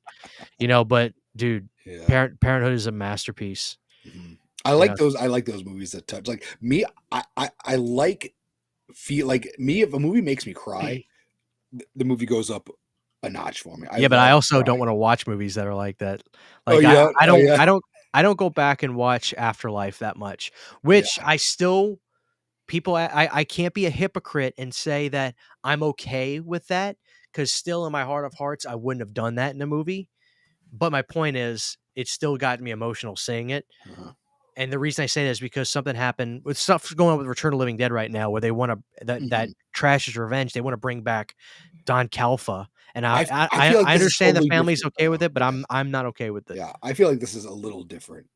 It Maybe it's 'cause I'm it more maybe attached to is, it maybe is, but my point is, yeah. I'm just against it altogether. Let the dead Mhm. rest. You know, you know, that's just how I am. So as a principle, I'm against all that, but I can't deny that Afterlife, I think I yeah. was trying to hide. Oh, dude, it was like it took my breath away. Like that scene, I was like, I felt like it was like super cold in the theater, and I was just like, oh wow. KB Toys is the go-to. Nothing beat it. I can't really answer that. I've only seen actually, I can answer that. What am I saying? I've seen Scott Steiner in person, but it was 2008, so I never got to see super ripped, late 30s. Uh, I saw like 44-year-old, 45-year-old Scott Steiner. I met Scott Um, Steiner, yeah. In New Orleans, actually. when? A WrestleMania, whenever WrestleMania was in New Orleans. It 2014? yeah, so 10 years ago. Yeah. I think that's when the streak was broken. Was that the one? Yeah.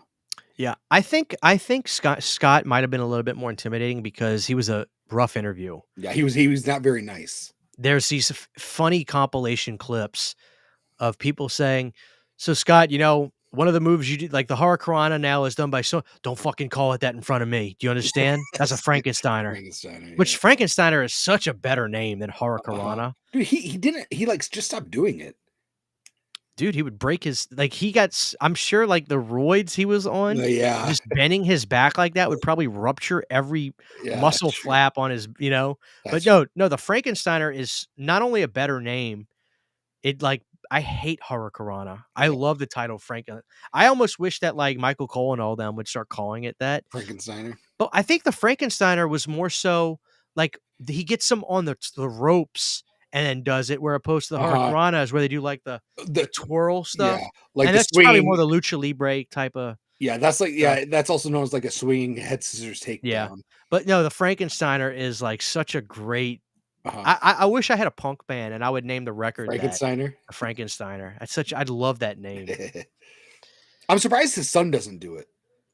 Braun? Yeah. I thought that was, the Bulldog's Oh, son. is it? It is. Is it? Is it Bulldog's son? The what's his name? The bull-faced gremlin? The dog face gremlin. Dude, who that sounds like an insult, Yeah. not like a tagline for your Yeah. character. Yeah. I I thought it think was. that's Rick Steiner's kid. Is it Rick Steiner? Okay, I thought it Hold was on. Scott Steiner's. Hey, Siri, is Braun Breaker Rick Steiner's kid? Here's an answer from itrisling.com. Yes, it says yes. It Oh, says Rick yes, Steiner's. Braun Breaker is the son of Rick Steiner, Okay. which Rick Steiner was I think he needs to. infamously Rick Steiner had the infamous Chucky promo. Yeah. Chucky Cutter promo on Rick Steiner. Which I thought was awesome, of course, when I was a kid. Yes, Vader was Vader was in Boy Meets World. That's where I Uh-huh. got the term "loser leaves town." Yeah. I used to do to Cody. Yeah. I still haven't left. Arrow's doing Long Kiss Goodnight. Yeah. Oh wow, That was announced a couple weeks ago. I must have missed that. Or the beginning of the yeah. 1 hour photo is definitely a Criterion movie to me. That's a masterpiece as Mhm. well. So disturbing. So is Insomnia. Yeah, that is. Another abnormal. We'll do a few more questions. God, we've been going to 2.5 hours. Well, I know I have. You've been here for most of it. Yeah, I think I showed up a half an hour after you were on. Um,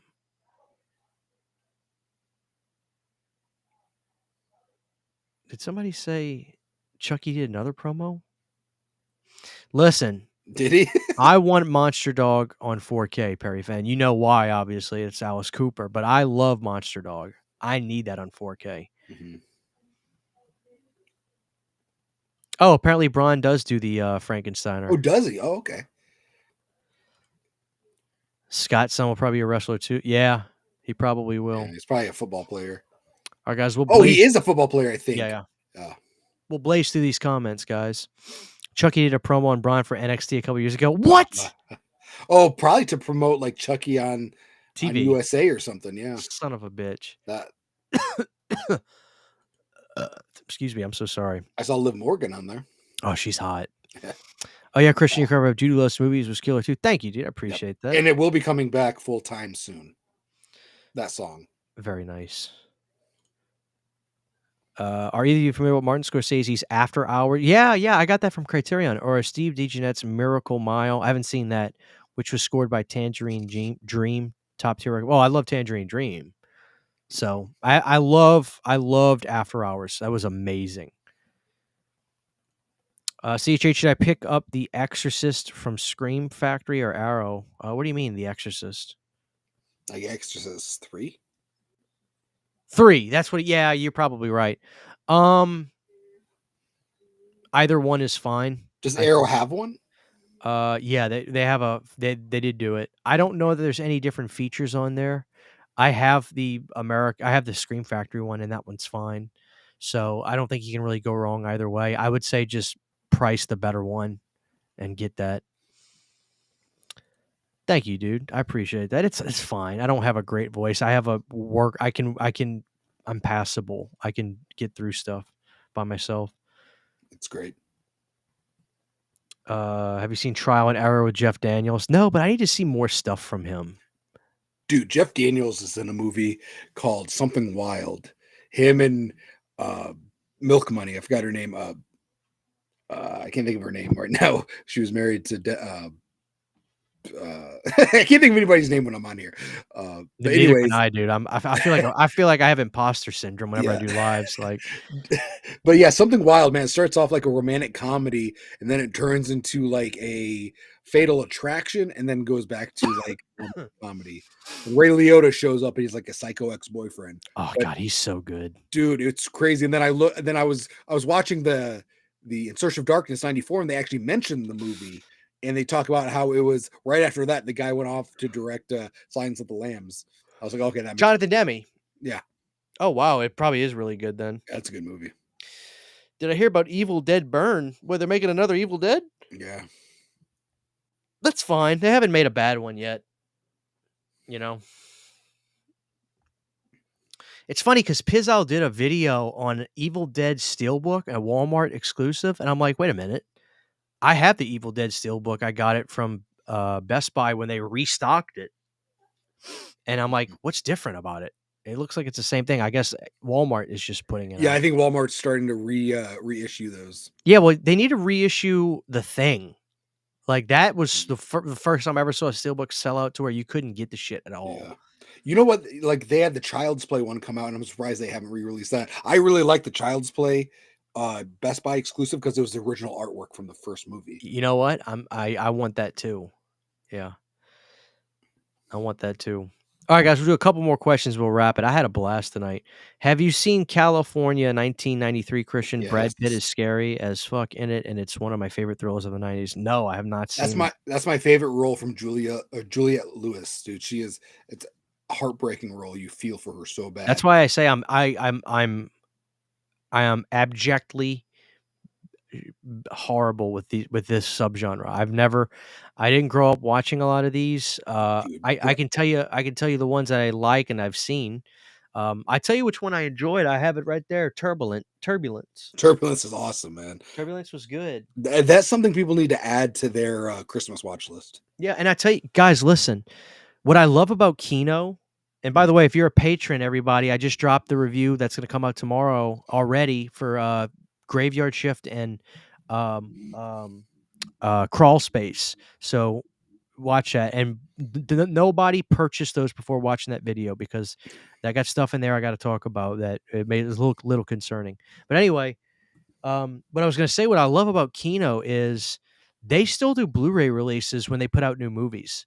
So if it's a new movie, like when Turbulence came out, I was like, oh, they did a Blu-ray of that, and it's still the restoration and everything. That's gonna look good and it's cheaper. Mhm. So I got the Blu-ray of that, and dude, it looked fantastic. Mhm. But yeah, that was a great movie. I Yeah. really liked it. But yeah, dude, California, it's a good movie, man. Brad Pitt is a son of a gun in that. I gotta watch that. I watched what I think I told you about it. I watched Fear last year Mhm. Was that your with first time seeing Fear? Mark Wahlberg. Yeah, it was my first time Dang, seeing okay. it. That's a good movie, man. Yeah, I thought that was pretty good too. Yeah, man. I feel like if It's a you little over the top though, right? but yeah, but it's great though. I think it's because you know who he is now. Like watching it in the 90s, you're like, wow, this is crazy. But I think now, you know, maybe the tropes, but I really like it, dude. I Ex feel like, dude, you need to make a list of No, you need 90s to make a thrillers. you need to make a list. And no, you need to make a list of 90s thrillers. You need to watch them. That's what I'm saying. You need to make the list for Oh, me. for you. Okay, yeah. Yeah, it's so funny now. You watch a movie with Mark Wahlberg being this like insane person, and then you go on Instagram. Every video he's in front of a church. Stay blessed up, people. Love Yeah. y'all. So it's like, God damn. There's this funny clip of him on Total Request Live in like 99, 2000, 2001 Eminem. with Eminem. Yeah. And like apparently somebody told him, Eminem, absolutely do not mention the Funky The Bunch. Funky Bunch. And so he said Fun Bunch, and like Mark was all upset. My thing is, what was the point of hiding from his past like Dude, that? I he don't get it. hated it, man. He I hated don't get it. yeah. Why not embrace your roots? I think now he's more okay with it, but I think he did not like it. But yeah, I didn't like Mark Wahlberg back in like the late 90s. There's some arrogance to him I didn't like. I can see that. And that's why I absolutely loved Eminem doing that. Because Eminem didn't give a crap. Oh, he was the biggest thing in the world. Yeah. It's so funny. You look at the icons of music in like 98, 99. Uh-huh. It's like Eminem, Marilyn Manson. I don't know who else. I'm sure there's others you could think of, but like just take those two and like look at them visually, how different they are. You know? Did you ever Eminem and Marilyn Manson? Who? Did Eminem and Marilyn Manson? They did the Way I Am, like a remake to it. I'd have to listen to it. I don't think I've. It's pretty good. I don't listen to a lot of rap. Mm. I did when that stuff was coming out. Mm-hmm. With a lot of the stuff today, I try. I'm just not. I don't like a lot of it. Yeah, I mean hip hop now. I'm not. I was raised on hip hop and R&B, but now today's rap, I couldn't tell you anything about it. Yeah, I hear it a lot, but like 50 Cent's "Get Rich or Die Trying" was such just like I literally remember every word from it. Mm-hmm. 21 Questions is like one of my favorite. Yeah, I've never heard a song actually sound like a city before. Like it really does, because I remember he says New York City, and just hearing the song, it's like there's something about that song where it really feels like you're in New York. City, yeah. Even more so than New York. Like I think 21 Questions feels more like you're in New York for some reason. Well, dude, and people if you weren't around, like, and if you were, a lot of people forget how big that album was. Like it sold. Oh, it was so big that he only did like a couple more, and he's like, I don't need to. I've sold enough records. I'm not going to tarnish my legacy by making crap. Like, which is genius, you know? Well, and now he's off doing, like, he's producing movies. He's got some vitamin water money. Yeah, he's a vitamin water guy. Yeah, man. Yeah, good stuff. I haven't seen it, Perry fan, but I haven't heard anybody say they liked it. I literally have not seen anybody say they liked it. As a matter of fact, I do want to see it. as a matter of fact, it's been pretty bad. Like people are like, kind of like, this is pathetic bad, which is weird because Mel Gibson has done some of the most amazing movies I've ever seen, like Apocalypto. Excuse me. So, yes, I saw the Tom Green doc. I loved it. I still need to see that. What is it on? Amazon Prime. Amazon. Okay, I definitely gotta watch it. Did he make it himself? Yeah, which is the most Tom Green thing in the world. Yeah. You know, there's an infamous Tom Green segment with him and Jesse James Dupree from the band Jackal, where he saws his desk. Oh yes, I remember watching that live, or not live, but when it was airing. The way he describes that scene, because he's been asked about it, Uh-huh. it doesn't make sense, but it makes sense. Have you heard his explanation? No. He says he got asked about it, and you know what? Let me see if I can find the clip. We'll end the show with this because this is the funniest thing to me. Because he was actually mad. And like it was weird, right? Because like you never really see Tom Green mad. If I'm thinking of the same thing. Yes. Let me see if I can find it. All right, I think I found a video. Oh, I'm a fan of Wahlburgers. Yeah, I've been to a few of them. it's the funniest explanation I've ever heard. Yeah. Is that back when Tom Green had his own show in his like living room? No, I think he was in Or the was it in the studio? Okay. I feel like afterwards he ended up going to his house or something. Damn it. Oh, It might not have been on YouTube. I want to know what happened to like Glenn Humplick and stuff. Those guys. Yeah. The guy who was in the background just laughing. I remember he played hide and seek with Farrah Fawcett, and it was the funniest stuff ever. He was pretending to hide underneath the bed with his feet hanging out. He's like, like kicking his feet. It was before Scary Movie. It was some good stuff. Okay, so they have. Oh, the setup, yeah. Freak of Four. The setup is a good movie. I like that movie with Bruce Willis, 50 Cent, and Ryan Phillippe. 50 Cent had a movie production company. He might still called Cheetah Vision Films, and he signed a deal to make 50 movies. I think it was 50 or 100, and he did it, man. I watched almost all of them. I am a big 50 Cent fan. Dude, I can't find the video. It might not have, I guess I didn't see it on YouTube, but let me give you his explanation because I wanted to give you the explanation. So Tom Green says, while I'm doing the show, he saws the desk and I was genuinely pissed off. And I thought, this is what made me laugh. I thought, wouldn't it be funny if I know I'm doing a show and I know I got to get through this, but because I'm pissed off, why don't I exude that I'm pissed off, but I'm aware that I'm pissed off. So I act pissed off because I know I'm not supposed to be pissed off, but I'm aware that I actually am. And like the way he described it was so ridiculous, but I understood what he was saying. So he knew what he was doing, but at the same time, he actually was pissed. Mm-hmm. Yeah. Well, I remember watching it and I was like, oh, wow. Because you're not used to seeing him pissed. No. He's like, we got this desk custom made, the same guy that did Leno's. Yeah. And then he went and played in his band with him on drums. And I'll be honest with you, I mean no disrespect, but if you're a Jackal fan, like you got shitty taste in music. Like Jackal was like, they had one record like in 92 that sold like 400,000 copies. Yeah. And like he has a chainsaw with a guitar, like big effing deal. And there's no talent to that. Like it's so stupid. Like he literally just cranks a chainsaw and plays his guitar. Yeah. Like just put like what?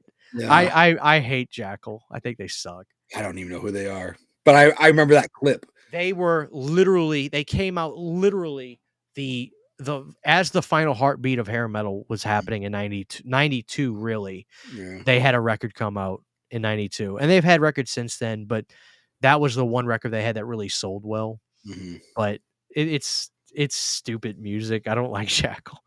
But Jesse James, this was like the late 90s when he did that, I think. But dude, it might have been mid 90s, late 90s, but yeah, it's stupid. It's stupid. The fact that Tom Green was legitimately pissed, but in the moment he goes, I could act fine knowing I'm pissed, but I know that would be funny if I act pissed, but I actually am pissed. Yeah. Like, that's what made it so funny. Yeah. Like his rationale explaining it. So good stuff. All right, guys, we're going to wrap it up. Thank y'all for hanging out with us and Cody. I know it was, I would just do these shows and something. I'll just see if he wants to hop on. He can hop on if he wants to hop on. But yeah, I do want to. Yeah, thanks for inviting me. I do want to answer the. I do like chocolate milk better, and I Perry fan. I do like. I do like the Escape Plan. The first one's good, The first one. The second one was hard to get through. and the And one then with Batista is not good. I haven't seen the third one. I own all three of them, but I like the first one a lot. Yeah, Stallone and Schwarzenegger should have done a movie years prior to that, They're honestly. supposed to do Face Off. They were originally signed on to do Face Off. That would have been huge. I don't think that would have been right, though. I think they should have done Rambo and Commando, like a joint movie. Yeah. So see, it's crazy. I would have loved to see that movie, but Face Off is my favorite action movie, so we would have got a different Face Off. So Yeah. yeah. There's a mock poster. You guys look up the poster for it. It looks awesome. Was it actually a poster that was made, or is it just a fan made? I think it was fan made. It's either fan made or they made. Yeah, I can't remember, but it might be fan made. Yeah, but it's pretty cool. Thank you guys for hanging out. God bless y'all. Please drop a like before you leave. Do me a favor, drop a like before you leave. Check out Dude Who Loves Movies on YouTube. Thank y'all.